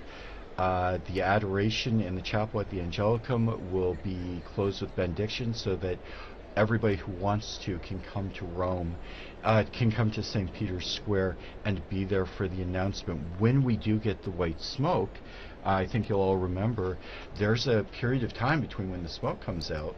It's about 40 minutes. We're expecting about 40 minutes to an hour between the white smoke and when the Pope has gotten his robes together. He has prayed for a while. They've organized themselves. So about 40 minutes to an hour. In the last conclave, which of course was absolutely historic because we still had Pope Benedict alive, that was delayed even further because Pope Francis wanted the first one to hear the news to be Pope Emeritus, as he eventually decided on the title, the Pope Emeritus, to be the first to receive the news. So they had to call him. And the story is that he was glued to the TV set watching the chimney, as we all are now, and they were ignoring the phone. And finally, someone picked up and said, "It's the Cardinals. They want you to be the first to know." So there's a little delay. We were talking earlier. There are 2 votes in the morning, 2 in the afternoon, and the expectation is there's a possibility of maybe as early as 10:30 or 11, but certainly a burning of the ballots at around 1 o'clock for the morning ballots, and then in the afternoon, possibly as early as 5 or 5:30, and certainly a burning of the ballots around. Tomorrow we're looking at perhaps as early as 7:30 for the second one. So if you go to our Vatican News website, see kind of a program that idea of when you can tune in and get the latest news from the Meanwhile, conclave. I'm seeing there are 30,000 people in the square at the moment. 30,000? 30,000. And that will increase until the smoke comes out. Yeah. But also, we haven't had an election on the third ballot. We haven't had an election on the second ballot. We have had an election on a third ballot, but not since 1939. And so both Francis and Benedict, I think, were elected on the fourth ballot. So that would mean the evening. Fourth and Francis on the 5th, although there was a little confusion which came out subsequently, and as we heard from the oath, the popes can allow people to speak about some aspects of the conclave. That's entirely up to the new pope's discretion. And there was apparently an extra blank ballot added to the vote so that when they counted all the ballots, they had to immediately vote because they want to make absolutely certain that there can be no question about the valid election of the Pope. We know historically that there have been some contested elections. Occasionally, yes. It's being a very important position. There's sometimes been 2 or even 3 claimants to the papacy. We haven't had that in about 600 years. But the last Pope before Benedict to resign, Gregory XII, was one of the 3 popes who they all were either deposed or resigned in order to have the election of Martin V, who restored the papacy to Rome, began the Renaissance here in the city, where we get so many of these beautiful buildings and so many of these beautiful traditions. So we've all been reading hard about what happens after the Pope steps out onto that balcony of blessings. I think it's called the loggia. It will be the protodeacon, right, will announce the Habemus Papam. Unless the protodeacon is elected, and then we'll know even quicker. Then we'll know even quicker. And he will give the formula in Latin. He will read the new Pope's name in Latin. Right. And then afterwards, the pontiff will step out, if I'm not mistaken. And that's when he has his first opportunity to introduce himself to the world. Philip, again, you were here. You made the announcement, as I recall, in studio of Pope Francis. But tell us your experience of that night when Pope Francis was elected, both here in the studio, but also as you were looking out at the crowds as they came to see the new Pope. Yes, you're quite right. We were doing a similar kind of marathon, for the days leading up to the white smoke, and it was the third day, wasn't it, that the actual news came, and the second day of the that's right, the afternoon. Yes, it was quite late in the evening, which we may be going on to here today as well. But it was a similar sort of time. I seem to remember. My other former colleague Susie Hodges was in studio, and as we were watching, the smoke started coming out of the chimney, and yes, it was. You could hear the crowd going wild below. It really is.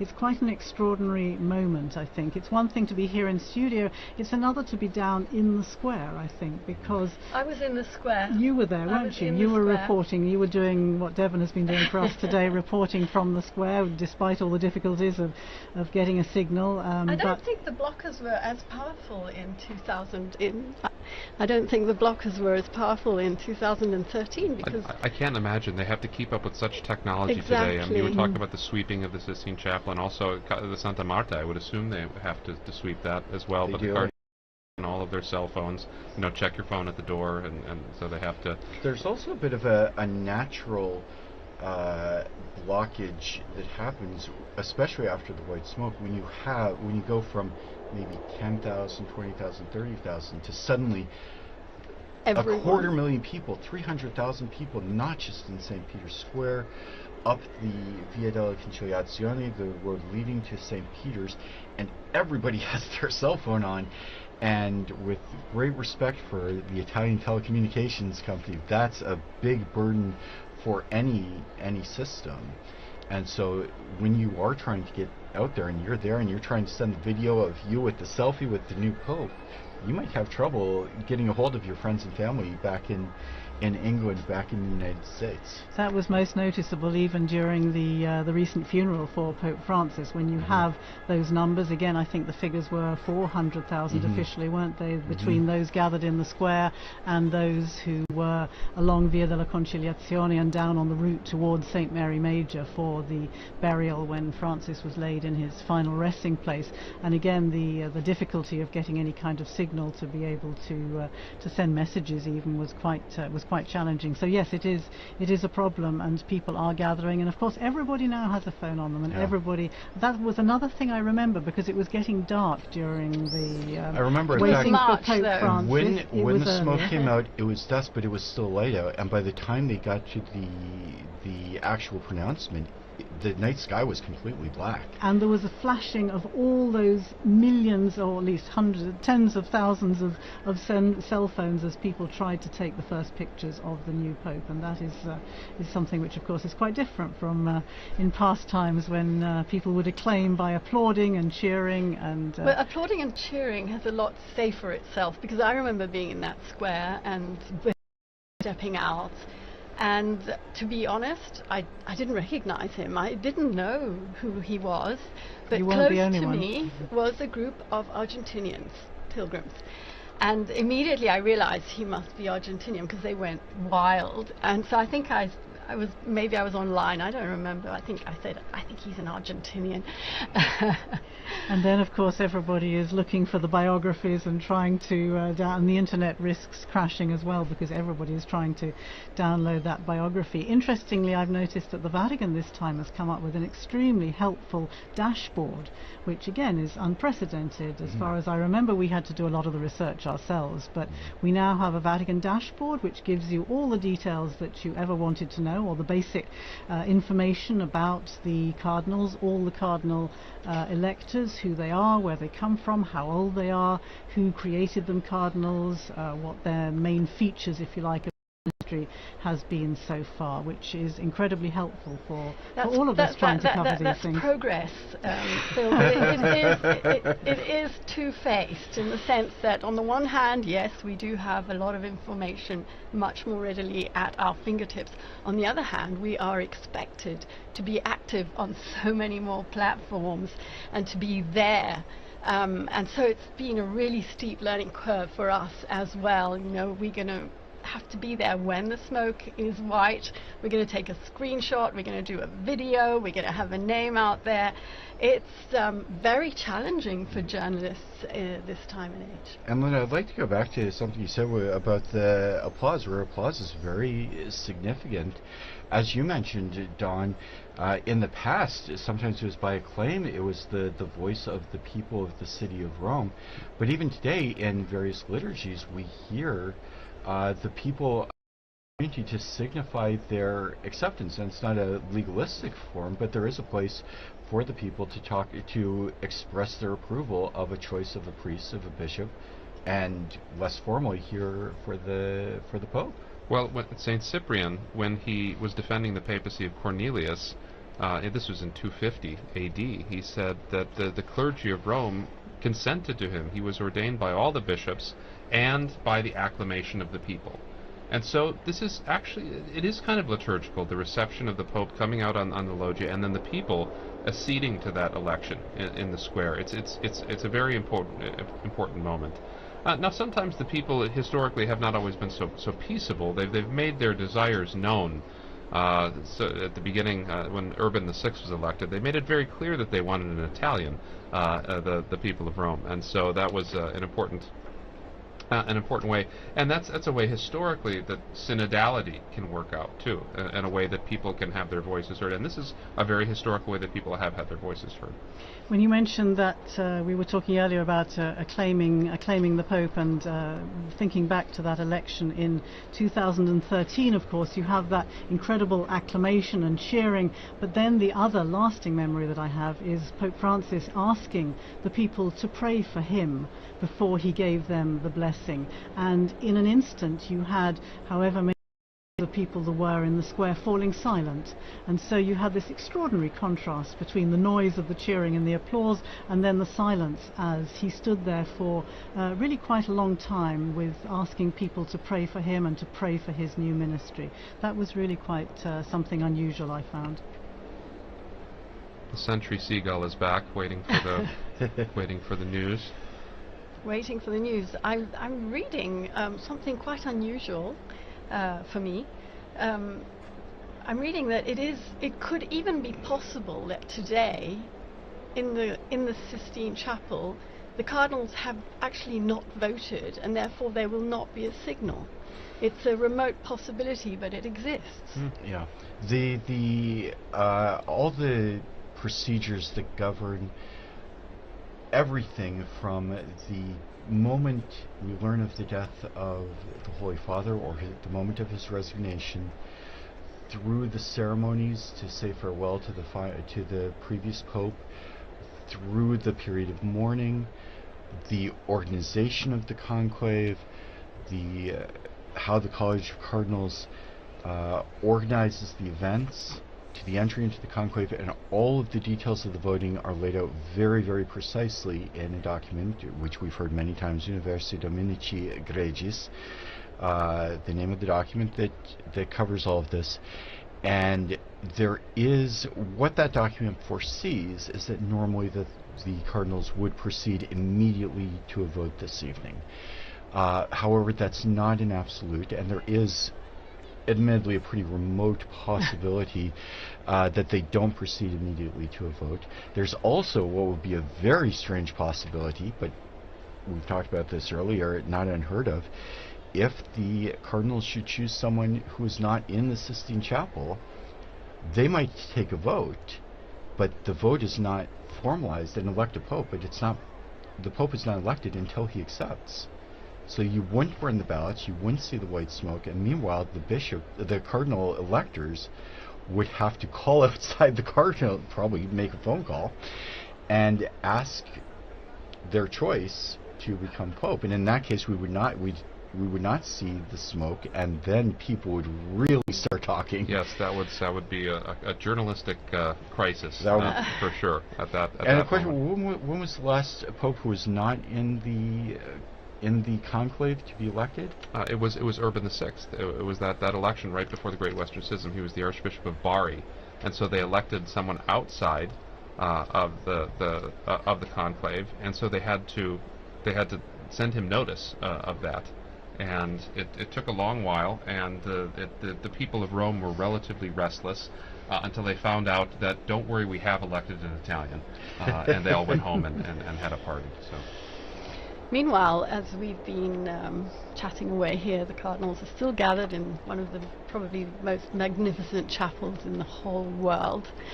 Full of symbology as well. We all know the final judgment on the wall of the apse. We all know the creation on the ceiling. But there are a lot of paintings in there as well, including some Raphaels and a very symbolic Perugino, which shows Christ handing the keys to St. Peter.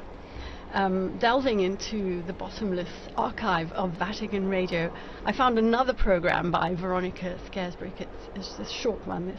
She speaks to a professor of fine arts, Brina Ennis, who tells us about that particular fresco, which is part of the of Christ on the right-hand wall as you enter the Sistine Chapel.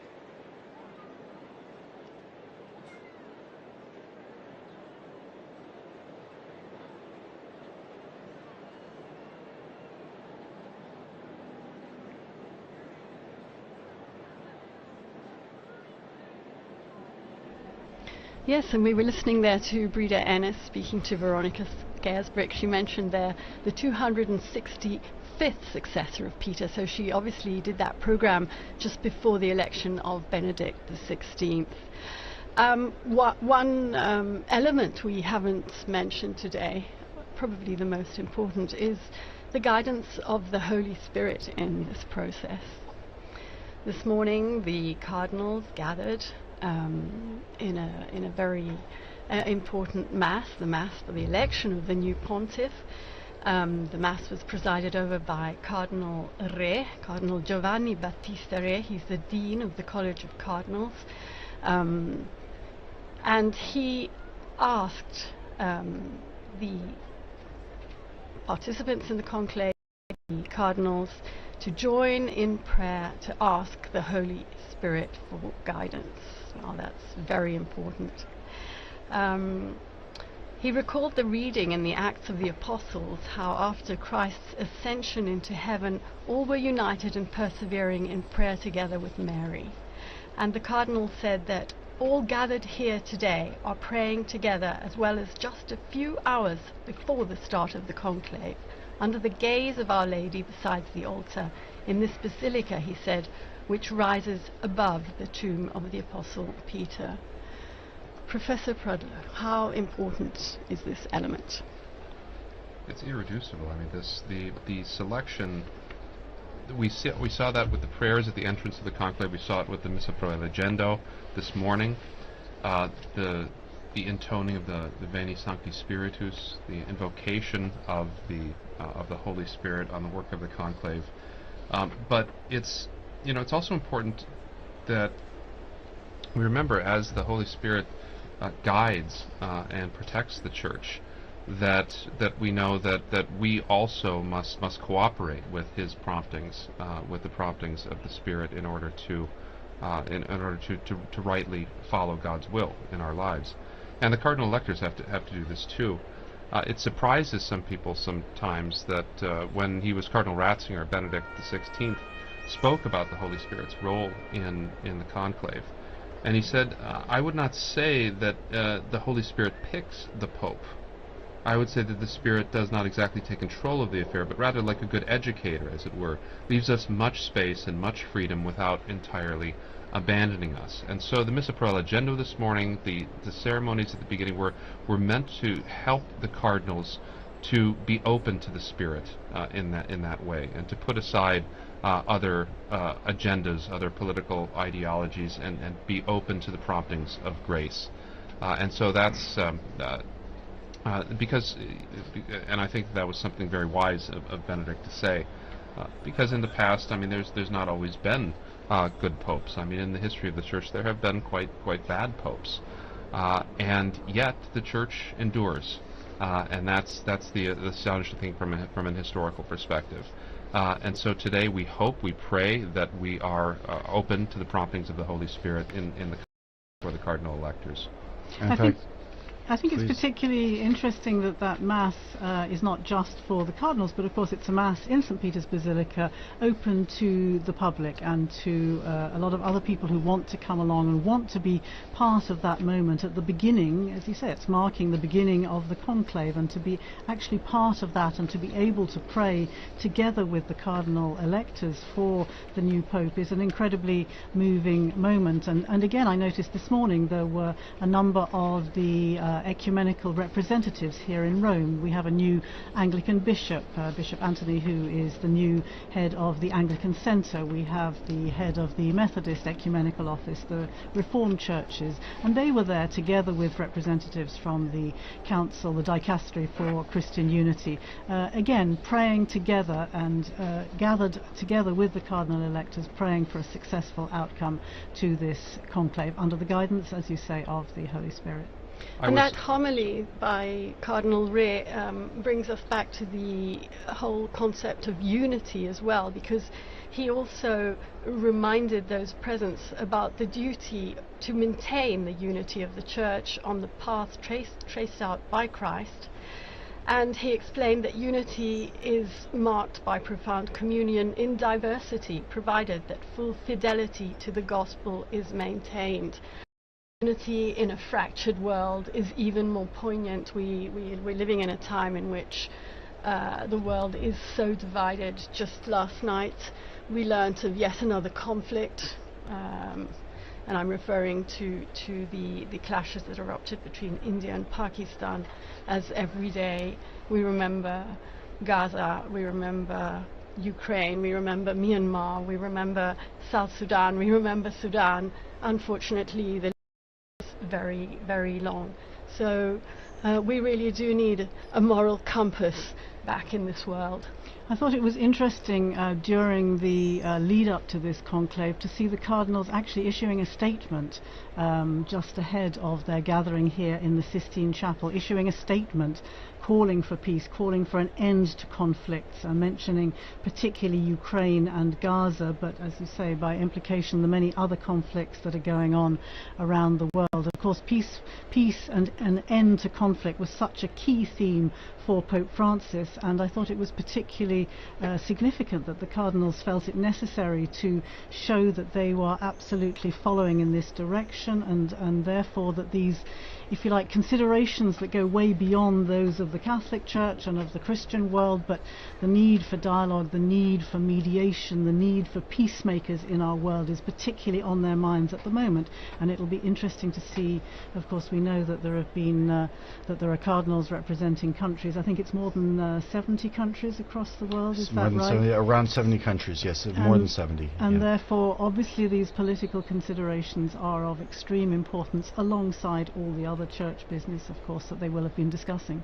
And that communique that you mentioned, Philip, was issued yesterday. We, the Cardinals of the Holy Roman Church, meeting in General Congregation before the beginning of the conclave. That's the meetings that they hold in anticipation of the election. We, the Cardinals, noting with regret that there's been no progress in advancing the peace process in Ukraine, in the Middle East, and in so many other parts of the world. And on the contrary, attacks have intensified, especially against civilian populations. We Cardinals make a heartfelt appeal to all parties involved to reach a permanent ceasefire as soon as possible and to negotiate without preconditions, without further delay, the peace long desired by the peoples involved and by the entire world. And that was certainly a constant theme in Pope Francis' pontificate. Linda, just a moment ago when you were talking about all of those trouble spots throughout the world, all those places of conflict, it sounded just like our former Holy Father, where at his audience he'd constantly go through a litany almost of places that needed our prayers, where we needed peace. And the Cardinals conclude their appeal: we invite all the faithful to intensify their supplication to the Lord for a just and lasting peace. Linda, I know you follow closely the Pope's appeals for peace over the years, not just Pope Francis, but also before that. Yes, as you were speaking, my mind immediately went to an interview that our colleague in the Africa English section did immediately after the death of Pope Francis. He interviewed the Bishop of Juba in South Sudan, who said, "We have lost the only advocate we have on this world scenario. We have lost the only voice who brings our suffering to the international community whenever he can." You know, it's a huge, huge void.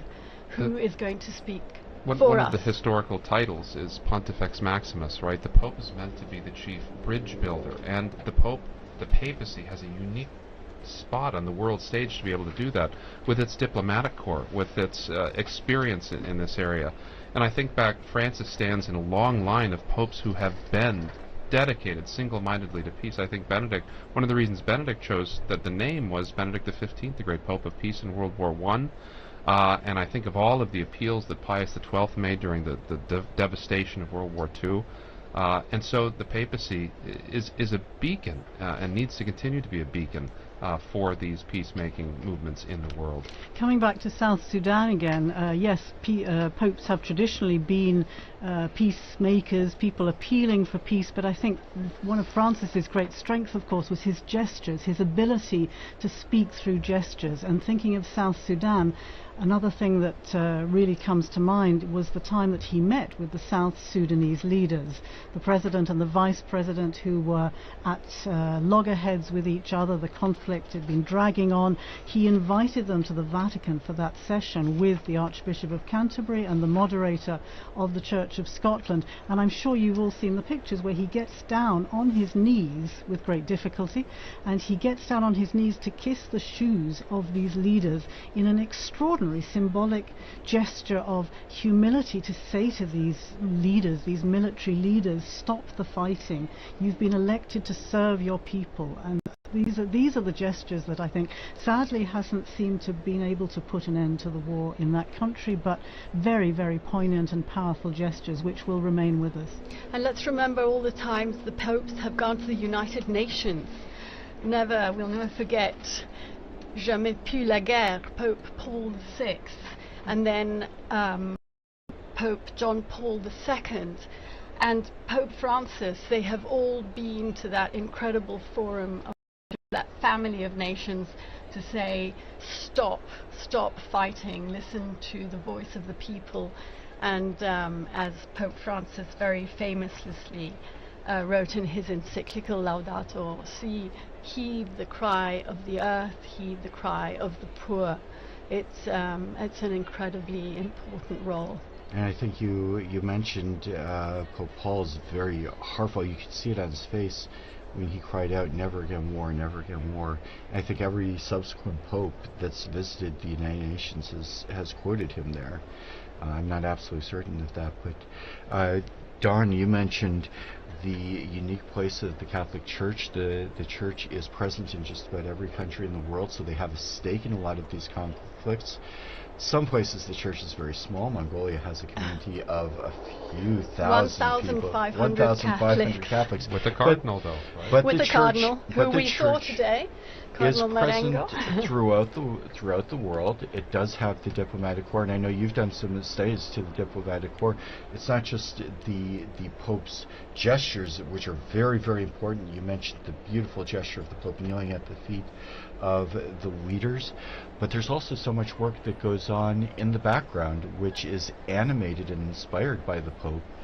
That's where the Secretary of State, the nuncios, are really trying to carry out the background work of trying to make the Pope's appeals a concrete reality. One of the surprising things, people come to Rome, they find out it's a city with two sets of embassies, that there's embassies to the Republic of Italy and there's embassies to the Holy See. And the Holy See has diplomatic relations with an immense number of countries, including countries that are at utter loggerheads with one another. And so that in situations of war, in situations of conflict, nations can come to the Vatican and use the diplomatic service in order to exchange messages of peace, in order to exchange messages offering ceasefire. And so it's very important to remember the work of nuncios, of the special envoys, when the Pope sent Cardinal Zuppi to Ukraine as a special envoy for peace, that this is something the Catholic Church is very good at and can be a force for helping to establish lasting peace in these troubled areas. And as you said, Don, that's something that the Church can do where you can speak with both parties as, if not exactly a neutral party, but at least something that's a little taking a step back, where you can't talk to one another, but you can talk to someone else. We saw that with the Second World War and some of the tremendous work of the Department of State.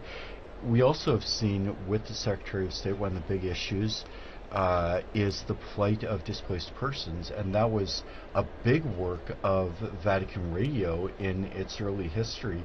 Linda Philippa, maybe you could speak about that role of the Holy See in the humanitarian work of the role of Vatican Radio in the humanitarian work of the Holy See.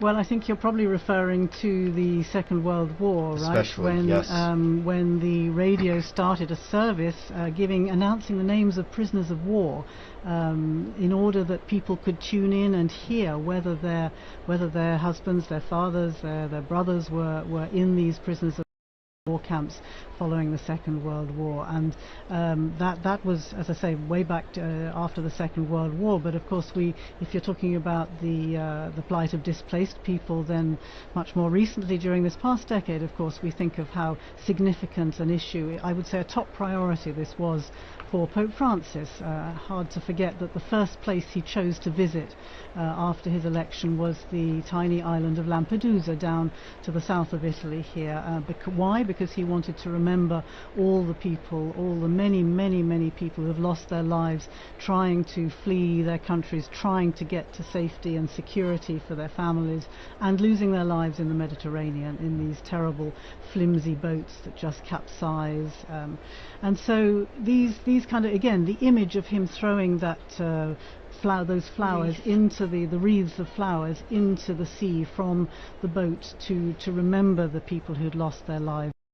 Speaking with other migrants who had successfully arrived in Lampedusa on that first visit, it was a theme that he started out that way, and he continued to do that all the way through his pontificate, to remember migrants and refugees and people seeking peace, seeking safety, seeking decent standards of living. It really was a top priority for him, I think. And he did that in the company of the Ecumenical Patriarch, if I'm not mistaken. I think Bartholomew was on that boat with him. Bartholomew went to the refugee camp in Lesbos. Right. I think you're thinking of the time he visited there when he went on a trip to Greece, and he travelled there with, yes, Patriarch Bartholomew, for whom also this is a priority. And it was, again, a moving occasion to talk to many of these men, women and children who had risked everything to cross the sea to try and get to safety. And yeah, meeting with refugees in the camp there was another very significant moment. But also here in the Vatican, you remember, he invited families, he had families come over here with the help of the St. Egidio community. The Humanitarian Corridors. The Humanitarian Corridors program. There was an awful lot of work went on together with the Dicastery for Integral Human Development and the Refugee Department there, and all the work that's been done, particularly during this past decade, I would say, is extremely significant. Meanwhile, I'm seeing here on the chat that's adjourning us is that the people in the square are clapping their hands in an attempt to get the Cardinals to hurry up with the voting process. We're going to have an Urban the Sixth situation. Oh. They've been in there for a couple of hours now, haven't they? They have been, yeah, they've been waiting out there. Maybe we can take a short musical break. Mm-hmm.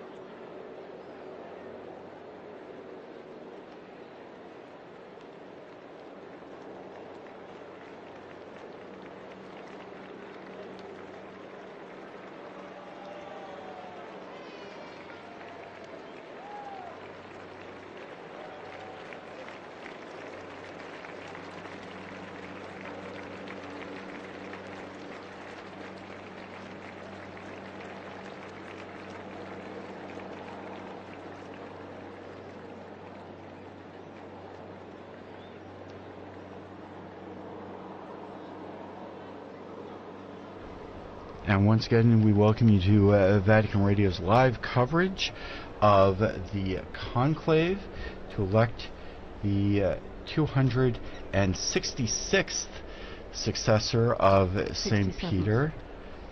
267th Pope, 266th successor, I think is last count. But that's actually an interesting point because the official list of popes has changed numerous times over the years. And in fact, there was a change in the 20th with different popes who had traditionally been counted as popes suddenly struck from the list, and perhaps some other clarification from historical scholars. Well, so you have things like Benedict IX, who was pope 3 different times, and then John the 20th that didn't quite make the list eventually, and so they had to skip one. And so the list of popes does, when historians look at these things and they get more details and they get more ideas, the church will decide whether or not that this person was a legitimate Roman pontiff or not. Because this is an important question. This is a Catholic fact. We have to know who is the Pope. We have to know because Christ promised this to his church, and so it's critical that we know who and what are. But so sometimes in the dim recesses of history where we have too few records, it's difficult to say for sure. I'm not a historian myself, but of course the medallions in the great Basilica of St. Mary Major that contain the images. Now that's St. Paul's Basilica outside the walls. St. Paul's outside the walls, yes, you're right. Yeah. But presumably the number up on the wall there is what we consider to be the official tally, is that right? Not quite, in fact, because at least a few anti-popes are up on medallions, including my personal favorite, at one time considered a pope, now considered an anti-pope, Pope Christopher, the one and only. He's one of them that they struck from the list due to the rather odd circumstances, untoward circumstances regarding an election of his accession. Well, if you are just joining us, we are entering the third hour of our coverage of the Conclave. We are anxiously awaiting smoke to appear from the chimney in above the Sistine Chapel. That's still not happening. As we heard just a while ago, the crowds that have now gathered in St. Peter's Square are getting a little enthusiastic in their expectation of the Pope. Our third hour, I would like once again to thank our television and radio partners, including EWTN TV, Catholic Faith Network in America, Shalom World Television Network USA, At Madarshan TV, Catholic TV, Mada TV India, and Uganda Catholic Television, UCTV, as well as radio partners Luminous Radio and Radio Katipunan in the Philippines. I'm here with our very learned guests, Philippa Hitchin and Don Prudlow, and perhaps we could talk a little bit about what we can expect. Some of us have been listening to our broadcast now for a couple of hours and maybe wondering what's happening and what's going on right at the moment. Well, I think they're getting ready to burn the ballots. Meantime, another thing we've all been chatting about in the run-up is what name will Pontiff choose, because it's a long-standing tradition that the baptismal name is changed, but it hasn't always been so, if I'm not mistaken. But we do know that the first act of the new Pope, immediately after accepting his canonical election as the Supreme Pontiff and before fulfilling other obligations, is the choice of his name.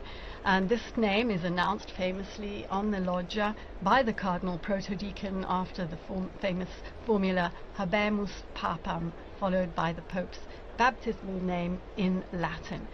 So Francis was the first Francis. I remember we were going, we're going to call him Francis the First, and we were told, no, it's just Francis, he is the first.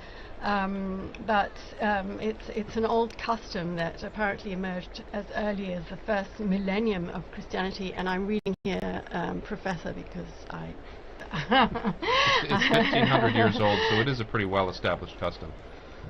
And can you tell us anything about the popularity of certain names, why they became so much more popular than others, why Francis perhaps was never chosen until this last pontificate? Well, there have been a series of quite traditional names. I mean, there's a good list with 266 popes to choose from. There's good, and it ties people back into continuity with the past.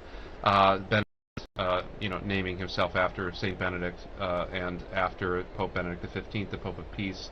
I tend to think Pope Benedict XIV, the great scholar pope as well, that he tied himself to. But and then you had the innovation of John Paul, right, having the two papal names. And he will be, if there ever is another Francis, he will have to be Francis I. I mean, he doesn't have any choice. He will be Francis I. He will have to be Francis. If there's a Francis II, there's going to have to. Yeah, he'd have to be retroactively promoted to Francis I. But this is a great moment, because it's the first time that we can get an insight into the mind of the new pope when they have this name. So, for instance, if, as a lot of people think, the new pope may choose the name Leo, we know that that's probably in line with Leo's great work with social justice, with Catholic social teaching, but also, hopefully, Leo's great work with Catholic academics as well. But how many Leos have there been? Well, he would be Leo the 14th. So there would be Leo the 14th. But John, you'd have John would be a popular one, Paul would be a popular one, or John Paul III even. But all those will have nuances, right? They'll all have meanings that the Pope will be able to tell us, and we won't be able to exhaust them. I mean, they're suggestive, right? We'll see. Well, that's an interesting name. And the commentators will be out in force to explain exactly why the Pope chose that particular name. We've seen that there's certainly a tradition of choosing names from immediate or close predecessors. There has been, and Benedict sort of broke that, and that was interesting. And I think that's because we had John Paul and then John Paul. I think that was good to break off from that a little bit. But you're right, they go up and down in popularity. I doubt that we'll get a Sixtus VI. I think that we may have ended that line. We haven't had many Pauls. We haven't had many Pauls, right? There's been a lot more Johns than Pauls. But that's definitely a possibility. That's not. But then you have these strange names from early in papal history, right? Like Conon or Lando, and those are likely going to continue to stay in abeyance. But a name like Innocent or Clement, right? These were immensely popular in the 17th and 18th century. And they tied them back to those great histories with those names too. I mean, John's was kind of a surprise, because there had not been very many creditable Johns in papal history, and so it was kind of a surprise, particularly. And there was controversy even about his numbering, because one of the anti-popes of Avignon was John the 23rd. There's actually an anti-pope John the 23rd buried in Florence, so that was confusing as well. But he wanted to make his personal statement with that. And as you say, some names gain popularity because of wildly popular popes, but some names fall off when you've had a pope who really did have, as you said, a discreditable reputation, and suddenly we see a lot fewer. One of perhaps the most famous bad popes, Alexander VI, and we did have a successor, but afterwards the name just kind of fell into disuse for now since several hundred years. Right, that's right. But this, I mean, there was very good Alexanders in history as well some not so good Alexanders. But and popes don't always choose a name based on Christian principles. So Pius II, he was Aeneas Silvius Piccolomini, and he was so enamored of the Aeneid that he wanted to be Pius Aeneas. So he was Pius II, not because of any devotion to St. Pius. Julius because II. Devotion to Virgil. To Virgil. Well, it's much like Dante, right? Our beloved Dante. And Julius II wanted to be named after Julius Caesar, I think. So that's worked. But there were both Piuses after Pius II and Juliuses after Julius II. So having had so many Italian popes, of course, throughout history, all selecting from perhaps what you're talking about, some of the traditional names, I'm wondering what a difference it might make having cardinals from these 70 different countries, and if perhaps we should have a pope from Africa or Asia or again Latin America, wondering what difference that might make in the selection of a name. That would be interesting because we have had Greek popes and Syriac popes and African popes. The great Pope Gelasius was North African, and Pope Zephyrinus was Syrian. There was a period in the 8th century where we had almost all Greek and Syrian popes. And so looking back to that history would be instructive as well. I mean, to the persecuted Christians of the Middle East or of North Africa, it could point to that and still be rooted in the Church's history as well. You certainly need a historian on hand, don't you, to help you make this selection. I can see that you're never going to be out of a job. They've never let historians into the conclave. There's no on-call historian, so maybe. How important is it that a pope be proficient in Latin? Well, I think it's critical as the patriarch of the West and as the head of the Latin Rite of the Catholic Church. I mean, it's pretty critical. And you saw, I mean,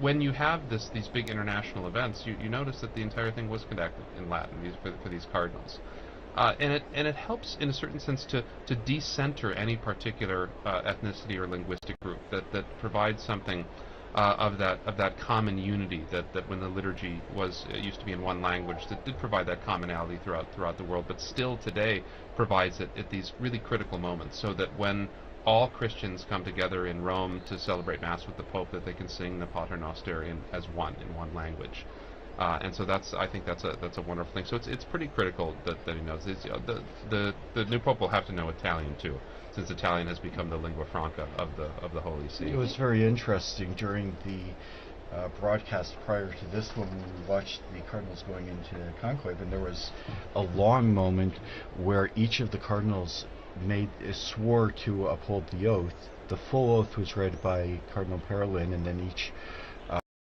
successive cardinal said, "I personally swear to abide by this with my hands on the Gospels." But all of them made that oath in Latin. And if you were watching on the video, you saw they had a cheat sheet in front of them with the precise phrase. What was really fascinating, you saw Latin cardinals, but you also saw cardinals from Eastern churches from all over the world, and each of them was pronouncing the exact same words in Latin in their own language. And I thought that was one of the most moving parts of the ceremony, where you'd hear an American perhaps with a bit of an Irish accent, and you'd hear a Japanese cardinal or an African cardinal, or cardinals from all over the world. I heard Stephen Brislin with his South African accent. For those of you, I mean, we all remember Pope Benedict pronouncing his Latin with a very strong German accent, which I found very endearing. So it really does offer a kind of point of unity where it's not a living language that's going to be privileged, but it's a language that everybody can kind of have a share in. And yet the language question, of course, is quite an issue for cardinals coming from so many different countries, perhaps in places where they haven't had an education in Latin to the same degree as would happen here, for example, in the universities, the pontifical universities in Rome. Even in the general congregations and so on and so forth, what is the general rule language that is spoken? You mentioned the need to speak Italian, of course, if you are elected Pope, because that is the language. As the Bishop of Rome, you're expected to have a good command of Italian, but that isn't necessarily the case for a lot of these men, is it? Several popes have reiterated the importance of learning Latin, and so, because I mean that's the language of canon law and of all official documents in the Catholic Church. It's really critical that we help to form young priests, especially in emerging countries. But then we also expect them, like you said, we expect them to learn Italian too, and so this is also extremely difficult for particularly non-Mediterranean, non-Western people, and so a privileging of Latin would sort of decenter Italian in that way a little bit. You would still have to learn Italian, but you'd have this more focused on the universal language. And that's been an interesting question. Up until not very long ago, most of the would have had some common language, maybe not knowing Latin very well, but having a little bit so that they could at least talk to one another. And we already saw in the general congregations before that, in the various synods, the synods of synodality, where you have to come up with a language that people can understand, or make sure that different addresses, documents are translated into various languages. For a long time, the cardinals would have been largely well educated, and or when I say well, not good, but in the sense of had a lot of education, and maybe could talk to one another. One of the things they've talked about with this conclave, with 133 different cardinals, not all of them speak Italian, not all of them speak English or Spanish, which are somewhat common languages, but they're in a room where if they want to talk to one another, there are some limitations as to their ability to communicate. And that and we see it with synodality too, right? We often get shunted off into language groups, right? Which is sort of defeating the purpose of the whole idea. I mean, just it's difficult for us to conceive of, say, but Vatican II, to think back to Vatican II, and that the entire thing for 4 years was conducted in Latin, with everyone having an equal voice and able to discuss with one another in that. Now, it's possible that new translation software and things can come and make a difference like this, but having that common tongue has been something that's been very important to the Western world. That would be an interesting technological change if in some future conclave they're all issued a universal communicator to translate on the spot, and then you don't have to worry about translators coming in and violating. And I think about that ecumenically too, because I mean the use of Latin transcended the boundaries of the Catholic Church for so many centuries. In Europe, it was the common diplomatic language. It was the language. There's a famous exchange between C.S. Lewis and an Italian priest. Neither of them spoke the other's language, so they wrote each other letters in Latin. And so that is one of those commonalities too that we all share. Yeah. And we're still waiting for the even the seagulls. Even the seagulls. Even the seagull has given up. Yeah. I'm hearing it's getting chilly out there as well. And one of the things that we can expect is that at least some of the cardinals probably have in mind what effect this is having on people outside. I would think, so yes. Could be a good sign because, or it could be just that they're waiting to burn the ballots. Who knows? But they should, because it's just one ballot, that they wouldn't have to wait after the scrutiny is done. But as you were saying earlier, I think, Chris, this is going to affect timings, isn't it? I'm imagining not just today, but we start again tomorrow morning. Just give us a recap of the times that are expected. The Cardinals gather again at 9 o'clock in the morning, is that right? Inside the Sistine Chapel. They begin with Mass and prayer. The actual voting is largely, as we've said, it's not a point. The conclave is not a place where people are going to get up and give campaign speeches, or much speeches at all. I've heard many cardinals talk about conclaves as more like a retreat than anything else, and when they come into the Sistine Chapel and do the vote, that's all they do. So what we've been kind of expecting, it's very imprecise, as we're seeing even as we speak. We're kind of expecting the first votes to take place and maybe be finished up by 10:30 or 11 o'clock in the morning. If there's a positive outcome, we would see the white smoke then. If not, proceed immediately to a second vote, which is then going to take another hour or an hour and a half. And at the conclusion of that vote, they will burn ballots from both of the previous scrutinies. So then we could see or white smoke. The kind of general feeling and general ideas that might happen around 1 o'clock each day. Yeah, and let's remember that this service that we are providing is not just in English, of course. Being Vatican Radio, it's in 7 languages, the live service that we are doing now, but the other languages will also be broadcasting, so it's going out in a lot of languages as we speak, and of course everything is on our website, on our social media, on Twitter, and not just spoken languages. And not just spoken languages, the sign languages, in various sign languages. There's the Italian sign language, the American sign language, and I'm hearing We have Devon on the line. He's still in the square. Devon. Hello. Hi. Good.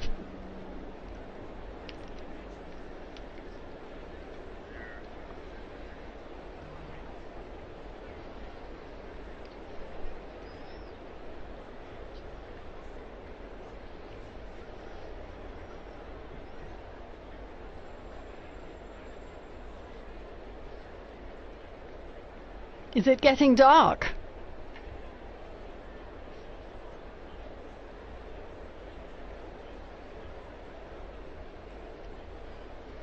We're all wondering what's going to happen. We've the two and a half hours since the beginning of this commentary, and so yes, the seagull appears to have also left its position next to the chimney. Perhaps also growing impatient.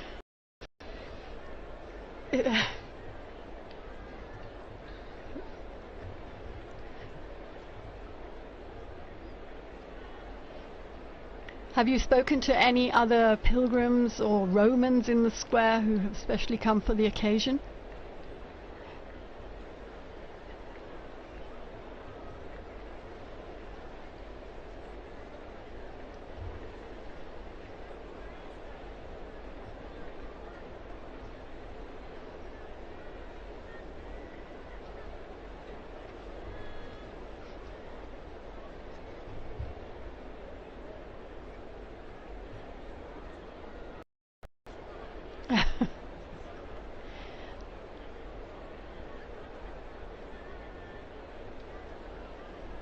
Absolutely.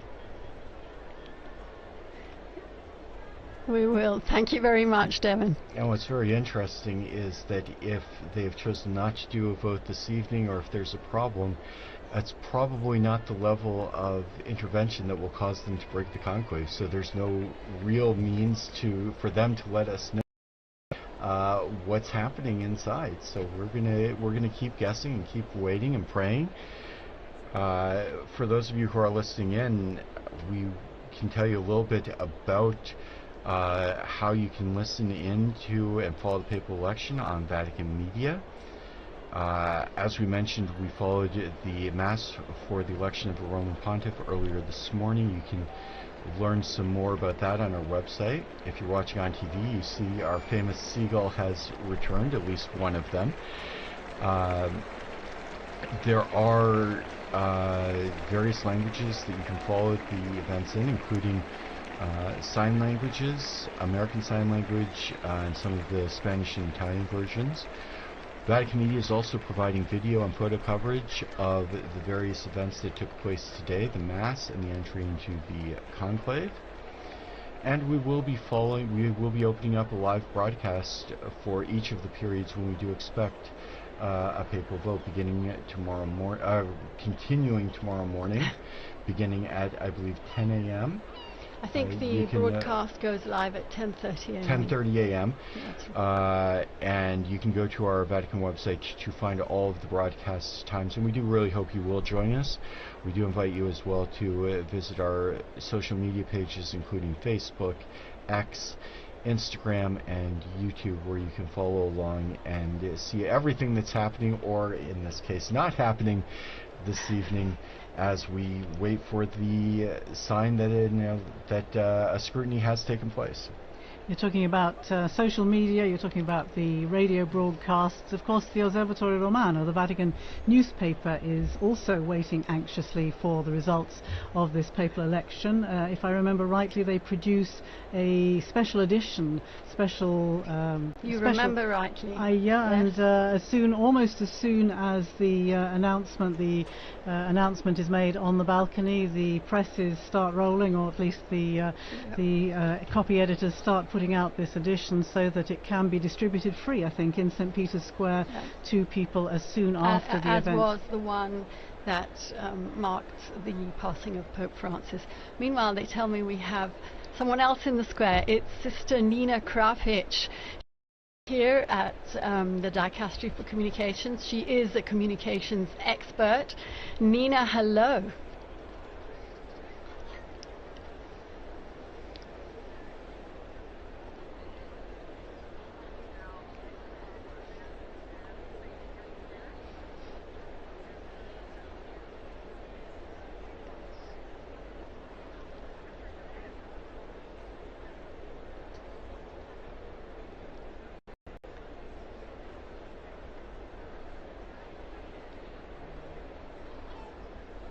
It's your first conclave, isn't it, Nina?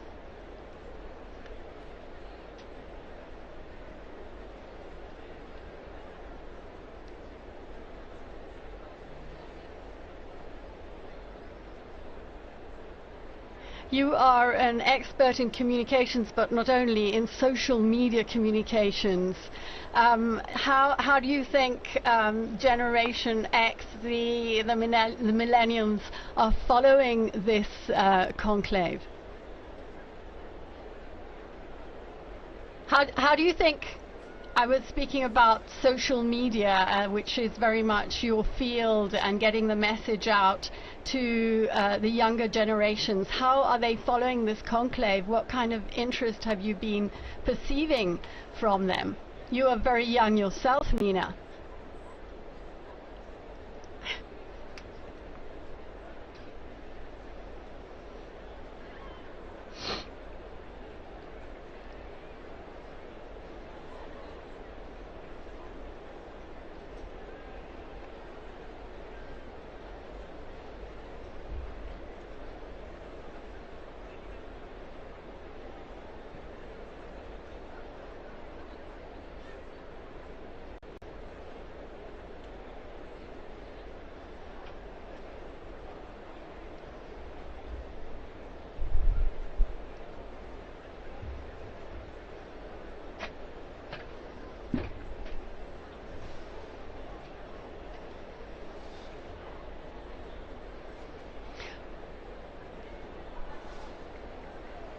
Well, you know how we knew that you were there, Nina? Leo, my son Leo, saw you on Instagram in the square.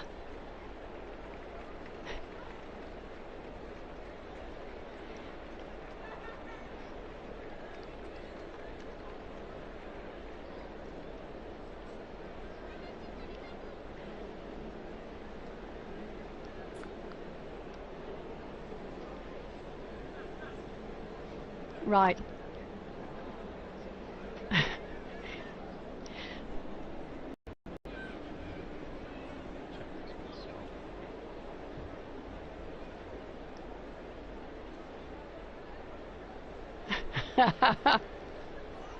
A chimney and a seagull, yes.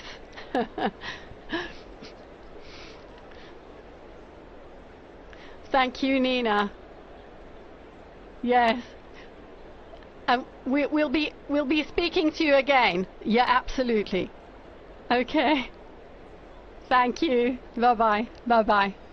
So that was Nina Kravish. She knows all about influencers and the dicastery that has understood very profoundly that it has to move with the times if it wants to keep up with the world, and has brought her in to study the role of influencers in communication and to talk to gatherings. She goes to speak at conferences about the church and communications with a very new voice. You need a dicastery of influencing. Interesting, though, that what we think of as the generation that likes everything instantly, that people should be standing there for an hour and a half, 2.5 hours now, watching a chimney without anything happening at all. So quite a turnout for the books, and interesting to see the reaction. Will people not be so interested over the coming days, or will that simply increase the tension and increase the interest? We'll have to see tomorrow what happens. Francesca's telling me the numbers have gone up. There are 45,000 people in the square at 20:35. That's 25 to 9 local time here in Rome. Well, it's still mercifully before Italian dinner time, but it's well past American dinner time. You were giving us the timeline, Chris, earlier on. Tomorrow in the morning, as you say, the Cardinals go in. They have 2 votes in the morning. Then they break for lunch, don't they? They do have a break in the afternoon. They will, after the second vote, if the first vote is not conclusive, they'll go immediately to the second vote. Then they do have some time. They'll have their lunch. There will be more prayers.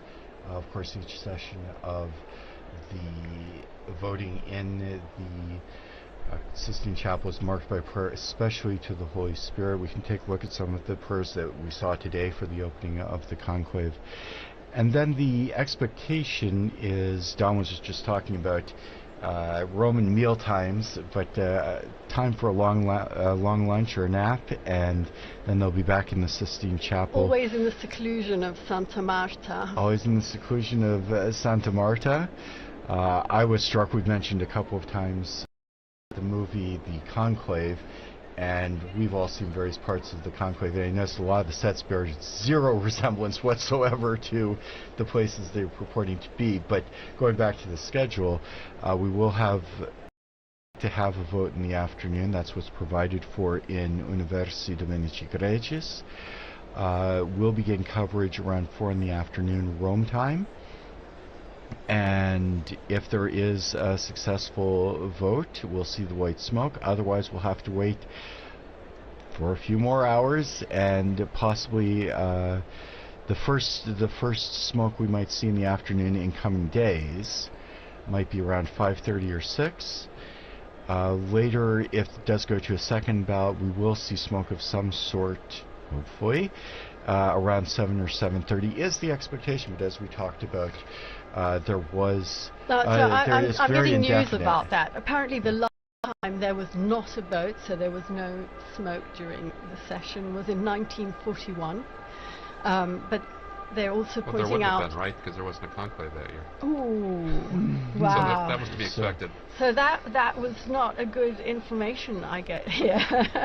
Because they also point out there were far fewer cardinals in that conclave, but as you say, no conclave in 1941. Maybe they meant 1939. We'll have to check that. Check on that again. And still nothing. It still looks quite light out there. And of course, the cameras are pointing out towards the west, so the last shreds of daylight will be seen from the perspective that we're looking at the chimney, whereas if you, for those in the square, if they turn around and look out, they'll see that the light is dying out. We can see out the window here, sky's growing pretty dark in the other direction, and we might have a situation where it does become difficult to see the smoke or tell what color it is. In which case we would be waiting for the bells again, as we were mentioning earlier, if it's a successful vote. Otherwise people will be craning their necks to see what they can see from the square. But meanwhile, it might be a good opportunity to talk about one of the unique features of this conclave. For, as we've mentioned earlier, there are 133 cardinals who entered into the conclave. That's the largest number of cardinals ever. And there was actually a little bit of a discrepancy in the law and the procedures governing the conclave, because Paul VI in 1975 had introduced that the maximum number of cardinal electors would not be more than 120. Don, maybe you could tell us a little bit about the history of the numbers of electors. Maybe even going back a little further, the question of the maiden elector was a very contentious issue, and when popes would make new cardinals to influence perhaps the conclaves, this was a big point of contention with the college at times. Yes. Absolutely. So the origins of as you know, there are 3 levels of cardinals. There's cardinal bishops, there's cardinal priests, and cardinal deacons. And originally, there are 6 cardinal bishops of the Suburbicarian sees. He's like Frascati and Ostia. Ostia is the senior bishop on the see. There were 35 cardinal priests. Cardinal priests were drawn from the original tituli, the early parishes of the city of Rome. And so we can see before even the year 500 the lists of the original parish. And they would be given the title to these parishes. And there were 14 cardinal deacons. The city was divided into 14 different districts based on the needs of the faithful. And so as time went on, this number was fixed at 70. But during the early modern period, the church had grown so much and worldwide that 70 wasn't enough to give a decent representation for the church anymore. And so during the, after Vatican II, the number was increased to 120. And this allowed for a much wider representation of cardinals from throughout the world. And the discrepancy came because popes wanted to make more appointments, because you have cardinals aging out all the time. They're always, every month or two you have another cardinal that doesn't get to vote anymore. And it's not just Francis that exceeded the number. Benedict and John Paul also exceeded the number. They just did not have a conclave during the period when the number was exceeded. And so clearly it's the manifest will of the supreme legislator, the three last popes, that if there were to be a conclave, it would be that all the eligible electors. So the cardinals a couple days ago made a decision saying that this was the manifest will of the elector. All cardinals under 80 who are in Rome and can participate can vote. Joining us now in studio, we have Joseph Tulloch, our very own Joseph Tulloch from the English section. We were mentioning the Mass. Joseph was actually one of the readers at that Mass, as he read the other day at after the funeral Mass in suffrage for Pope Francis. Joe, you were standing out there in that square filled with tens of thousands of people. First of all, would you like to tell us what that felt like and how you lived this experience?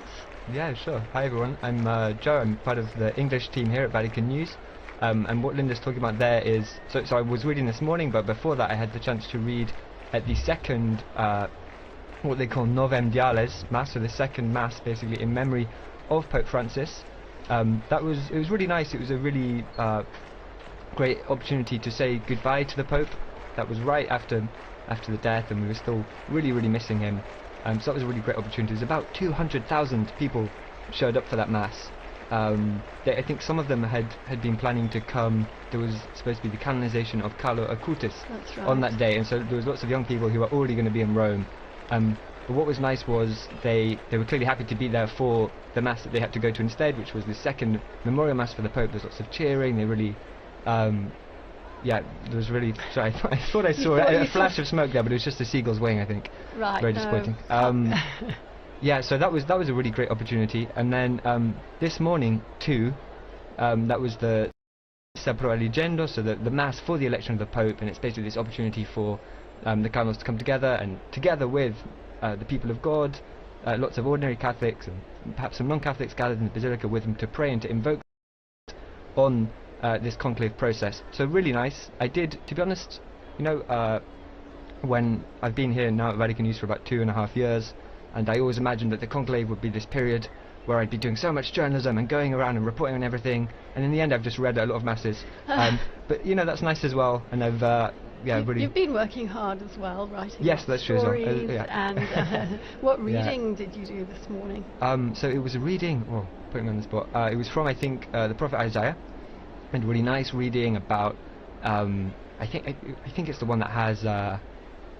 The Spirit of the Lord is upon me. He has appointed me to preach the good word to the poor, something like that. So the kind of a reading coming out of this prophetic tradition in the Old Testament, and of course the readings are picked, I assume, with kind of the idea of reminding the cardinals of what they're looking for in a pope. So somebody who will have the poor in mind. I think I'm getting the reading right. It's funny actually, when you're there reading, you're so focused on saying the words right that you're not even thinking about what it means. So I may have misremembered what the reading was. No, I think you're remembering rightly. Yeah. That it was focused on the characteristics that a new pope should hopefully have. So yeah, absolutely. Yeah. Joe is going to be in studio with us again in these coming days as we await the smoke, unless at this point it could be white. Who knows? Yeah, who knows? Who knows? Yeah. So that's right. I'm going to be joining on Friday morning. If, of course, we could very well have a new pope by then, because by then there will have been there'll be 9 between now and Friday morning. So there's one ballot this evening, and then there'll be 4 tomorrow, And so it's quite possible to have a new Pope by Friday morning, but if not, you'll be able to listen to me and my wonderful colleague Francesca Merlo, who's producing today, but she'll be joining me in the studio on Friday morning. If we don't have a Pope by then, who knows? Yes, thank you here to Francesca Merlo and to Mario Scatton, who are both working on the other side of the window here in this Vatican Radio studio. We've been talking a bit about all that's happened between the funeral and the general congregations leading up to this conclave. Perhaps we could just take a brief look at actually what happens. We've talked about the Pope coming out onto the balcony, the first acclamation by the people of Rome and so on. But then we have to look forward also to the installation, the inauguration of the new papal ministry. Perhaps we could talk a little bit about what happens then, remembering past occasions. It's usually about a week, isn't it, between the announcement, between the successful outcome of the conclave. Well, first of all, all the delegations that are going to be here in Rome for that ceremony have to get here, so it can't be immediately afterwards. There are some technical times that have to be respected, so even should the Pope be elected on Friday, it couldn't be on Sunday. It would just be too early, although on Sunday he could probably do his first Angelus address. Yes, absolutely. And we have to remember that if he's a bishop already, and all the cardinals in there, and most of the cardinals are bishops, that he becomes Pope the moment he accepts. When the cardinal asks him, do you accept the canonical election as Roman Pontiff, and he says yes, he's the Pope. And so the installation Mass is, it's not a formality, it's a very important moment that he inaugurates his Petrine ministry. But he becomes Pope with full authority at that moment. And then the inauguration, I remember being at the inauguration in 2013 and being up on the colonnade. That was a great privilege. I love doing that. And you see, because then you allow, just for the funeral too, like when they have the delay, you want the dignitaries to be able to come, and they will come. I mean, as we've seen it, I mean, the world pays attention to what happens in the city, and that's critical. But there's a whole set of ceremonies that go along with the new Pope, right? That culminate really after the installation Mass with the actual possessio, the taking possession of his cathedral at St. John Lateran, which I was also present for when Pope Francis took charge of his cathedral. And so this is a wonderful series of events that makes fuller the meaning of what's happening in the Sistine Chapel right now. Pope Francis particularly wanted his inauguration, if I remember correctly, to be on the feast day of St. Isn't that right? And that, of course, became, again, a bit of a theme during the pontificate. We learnt that he had the statue of the sleeping Joseph that he would keep on his bedside table there in Santa Marta. Had a particular significance for him, didn't it? And he inserted the name of Joseph in every Mass that was said throughout the world. So this is a great devotion to St. Joseph, to St. Joseph in his feast days, as patron of the Universal Church, but also as a patron of workers and as a patron of fathers. It was very important to him, for sure. The thing I remember particularly about the installation of Francis, of course, was that it was only 3 days apart from the Archbishop of Canterbury, and because I was covering ecumenical affairs, I wanted to be in both places, and fortunately, because there was that little time gap, it could have been on the same day, but actually in the end I was able to be here in Rome for the papal inaugural Mass, the papal installation, and then get to Canterbury as well for the Archbishop of Canterbury's taking the beginning of his ministry there in Canterbury Cathedral. And there was a nice, when Francis died, there was a nice little tribute from Justin Welby, no longer of course the Archbishop of Canterbury, but there was a nice tribute in which he talks about his first meeting with Pope Francis, and he was ushered into these, extraordinarily elaborate and baroque surroundings in the Apostolic Palace, and feeling a little bit intimidated anyway, and he sits down, and the Pope begins by saying, you know, I'm senior to you, as you know. And of course his kind of heart sunk, and he thought, well, this kind of wasn't the tone I was expecting. And then the Pope looks up and jokes and goes, by 3 days only. And that was kind of the tone that the jokes continued, and it was the beginning of a very strong relationship in which they kind of lived out this ministry of walking and working together, which became the leitmotif of the sort of Anglican Catholic dialogue through this past 12 years.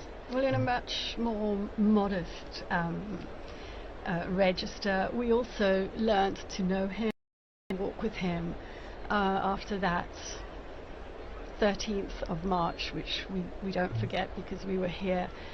We didn't know who Bergoglio was, and very slowly we began to understand him. He went to Lampedusa, as you mentioned, his very first journey abroad, after having said that he didn't really want to travel. It wasn't his thing, but he went to Lampedusa because that issue was so important for him. And being there, he realized, he told us afterwards, he realized how important it was for the people to feel his closeness and to feel he was going to them. And he ended up undertaking 48 apostolic journeys abroad, as well as many others within Italy. Joe was on his last apostolic journey abroad to Belgium. Yeah, penultimate, because the last one was to Corsica, exactly. But you went to Belgium. That's right. Yeah. So there was a very quick one to Corsica where he came back, and I think within the day, exactly. But before that, the longest kind of traditional papal journey, the last traditional papal journey was the one he did to Luxembourg and Belgium. I was with the Pope for the stop he did in Belgium, and it was an interesting papal journey because it came right after this huge one that lasted several weeks across a couple of countries in Asia. So 4 countries. 4 countries in Asia. Asia and Oceania. Yeah, and there'd been some. So, for instance, he'd been in East Timor, where something crazy like 70% or 60% of the population turned up for a mass he celebrated, and these incredible scenes. And I think it's the most Catholic country in the world, with the possible exception of Vatican City. No, I think it's more Catholic than Vatican City. Okay. That's what the Vatican officials quit. But right. And so he'd just come back from that, and then he came to Belgium, which is obviously a fair country. It's a country that's been really marked by the sexual abuse crisis, which is something that's happened in the church all over the world, but it was particularly bad in Belgium. And so it's a country where there's also, on a level, there's some also distrust, I think you can say, towards the church. And so it was a very interesting papal journey for that reason. The Pope did a couple of things. So he met with survivors of sexual abuse, and that was a closed-door meeting, so there were no journalists there. We don't know exactly what was said, but there were some interviews afterwards with some of the survivors who said that he really listened to them and they felt moved by that. And he also visited some universities. So Belgium is home to 2 famous Catholic universities. I'm going to butcher the pronunciation. One is, I think, Leuven, and one is Louvain, and one is Dutch-speaking or Flemish-speaking, the other one is French-speaking. 2 very historic, very prestigious Catholic universities, and the Pope visited both of them. There was, if I remember rightly, there was at Leuven, the Flemish Dutch-speaking one. He kind of had an exchange with the professors, and then what was interesting was afterwards when he came to Louvain, it was more dialogue with the students. But on both kind of occasions, he was doing what we really came to expect from Pope Francis, which was this dialogue, kind of talking to people, even people who disagreed with him. I remember there was some when the students were talking to him, as well as they agreed with a lot of what he said, and then they were pointing out some points where they disagreed, and that was really typical of Pope Francis as well, this desire to talk to people, even people that didn't agree with him. Absolutely. And so it was kind of it was a classic Francis trip in that way. I was speaking to the international director of the Jesuit Refugee Service just slightly after his death, and he said very much what you have been saying. He would sit down and enter into dialogue with the person he had before him, and it was never a problem to disagree or to listen to a differing perspective. In fact, he was interested in doing exactly that. Yeah. Certainly the fact of his meeting with Jesuits wherever he travelled in any of the journeys around the world became a particular hallmark, didn't it, of these trips, and I think a particularly important moment for the Jesuit community throughout the world. I'm wondering, Don, if you can tell us anything about the frequencies of popes belonging to particular orders as opposed to those who don't. I mean, it's not terribly common. We remember it was almost a shock when Jorge Bergoglio was a Jesuit, right? It was kind of popularly thought that a Jesuit would never become pope, so that was very shocking. There have been several popes from religious orders. From the Franciscans and Dominicans, each have a handful of popes. None since the 18th century, late 18th century. There have been some monk popes, particularly during the period of the monastic revival in the 11th century. But by and large, they have been taken, a lot of them, from the secular clergy.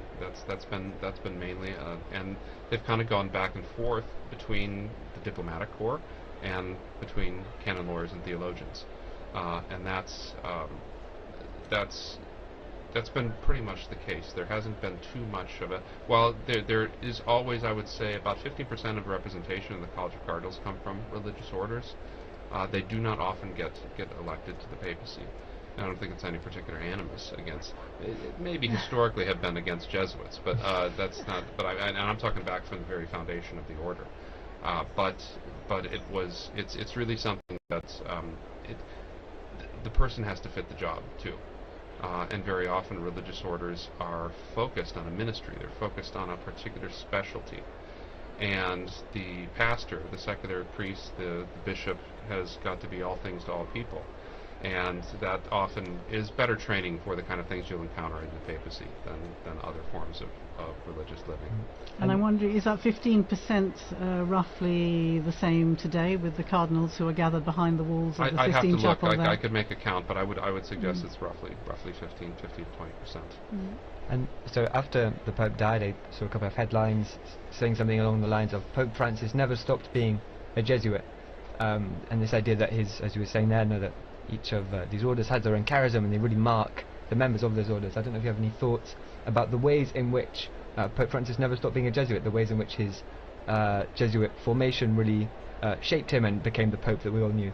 I think the Jesuit formation creates such strong individuals. They are able to, think of the great Jesuit missionaries that are able to operate. They're meant from the very foundation not to live in religious community, right? They're meant to be able to be sort of sole proprietors sometimes when they need to be. And so go off like Francis Xavier around the world by themselves, never see another Jesuit for years and years and years. And I think that kind of style, that kind of particularly the Jesuit emphasis on obedience and on sort of the voluntas of the superior was very much in evidence in ways that you might not see from a Dominican perspective as well. So I think that strongly individualistic way of doing things, I don't mean individualism in a bad sense, I mean a strong, well-formed person that is able to act and knows their mind and acts in that way. And Jesuit formation is really effective at creating that. I think we saw some of those aspects coming out in his papacy for sure.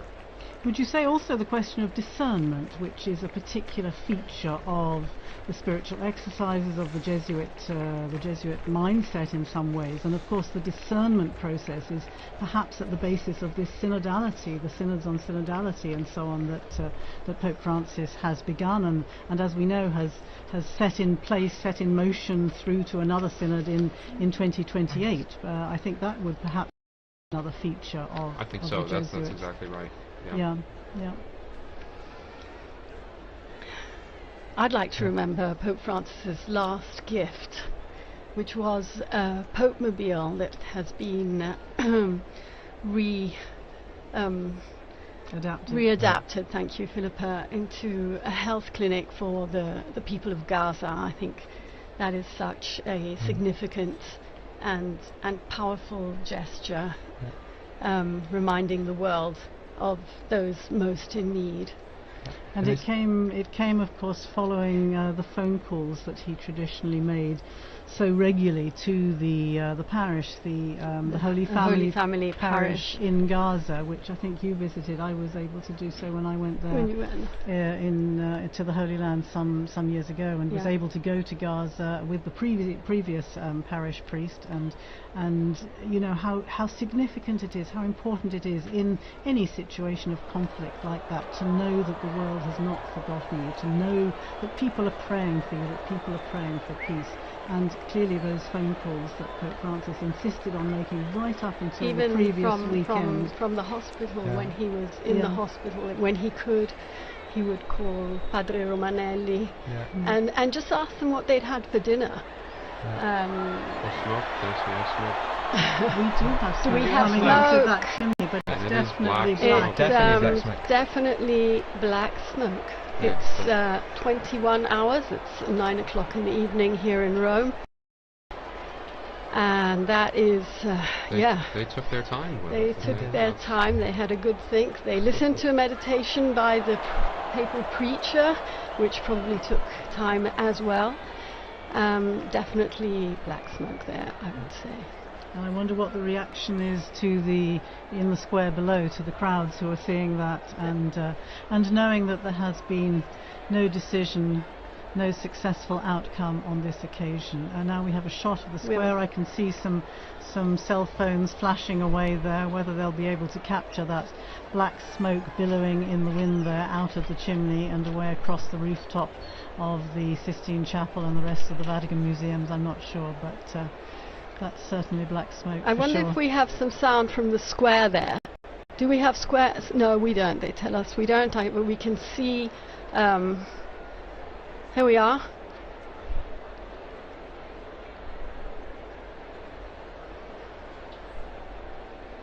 Well, the noise they've of the made crowd. sure of it at least. That's good. They've wow. got a good bit of it. Yes, a good crowd in the square. And you can see, of course, those giant screens set up so that even if you can't actually see from where you're standing, which it looks difficult to see from it now. Yeah, and in fact, I remember that from past And as you years. were saying, it's dark. At nighttime, yes, it becomes difficult. Okay. Well, that is again. I never failed to be moved by the sight of our most beautiful city, the Bernini colonnade, St. Peter's illuminated, that night sky. It could have rained today, but it didn't. It's also a blessing like for many. Good weather for the rest of the week. So. And you can see, if you're watching on the television screen, it is now completely dark in Rome. The lights are on, the new illumination of the dome of St. Peter's. And the crowd, I think, is very relieved to see smoke, and very definite black smoke. I think there's no question from the very beginning. I want to say thanks to Joseph Tulloch for joining us there. He disappeared out of the studio. And thanks again to Joseph for relaying his experiences. And thanks to our team in studio. I can see people making their way people are moving swiftly out of the square. Definitely past dinner time here in Rome. But and I'll tell you, it's going to be tough to find a restaurant anywhere near St. Peter's this evening. But do keep following us here on Vatican Media, Vatican News. We'll start tomorrow again at 10:30. Is that right? Rome time? You are a guest tomorrow morning again, and with Mm-hmm. Christopher Wells here in studio. So yes, 10:30 Rome time tomorrow morning for another marathon and commentary. We'll have Devin as well tomorrow in the anchor spot. Yes. He joined us with some great contributions from the square. So Devin, and especially to our guests, Philippa Hitchin and Don Prudlow, for providing so much information and insight and your memories and reflections from the various pontificates. And being so game for such a long, alive, wonderful. And thank you to Francesca Merlo for being our great producer. And I can see out there Kelsey Gussie, who is also working away behind the scenes, and Mario Scatton. Thank you, all of you. scriviamo. We can, they're signaling us from the... we are in fact going to finish up our broadcast now with the main event has occurred, as it were. So again, thanks to all those who participated in the evenings. Thanks to especially to our head of the English section, Linda Bordoni, who has done so much hard work to make all of this possible. And thank you, Christopher. And as we do close up our broadcast, I would like to thank all of our broadcast partners as well, including EWTN TV, Catholic Faith Network in America, Shalom World Television Network USA, Atmadarshan TV, Catholic TV, Mata TV India, and UCTV, Uganda Catholic Television. Also our radio partners, Luminous Radio and Radio Katipunan in the Philippines. Thanks to all of you. Please join us again tomorrow. Laudetur Jesus Christus.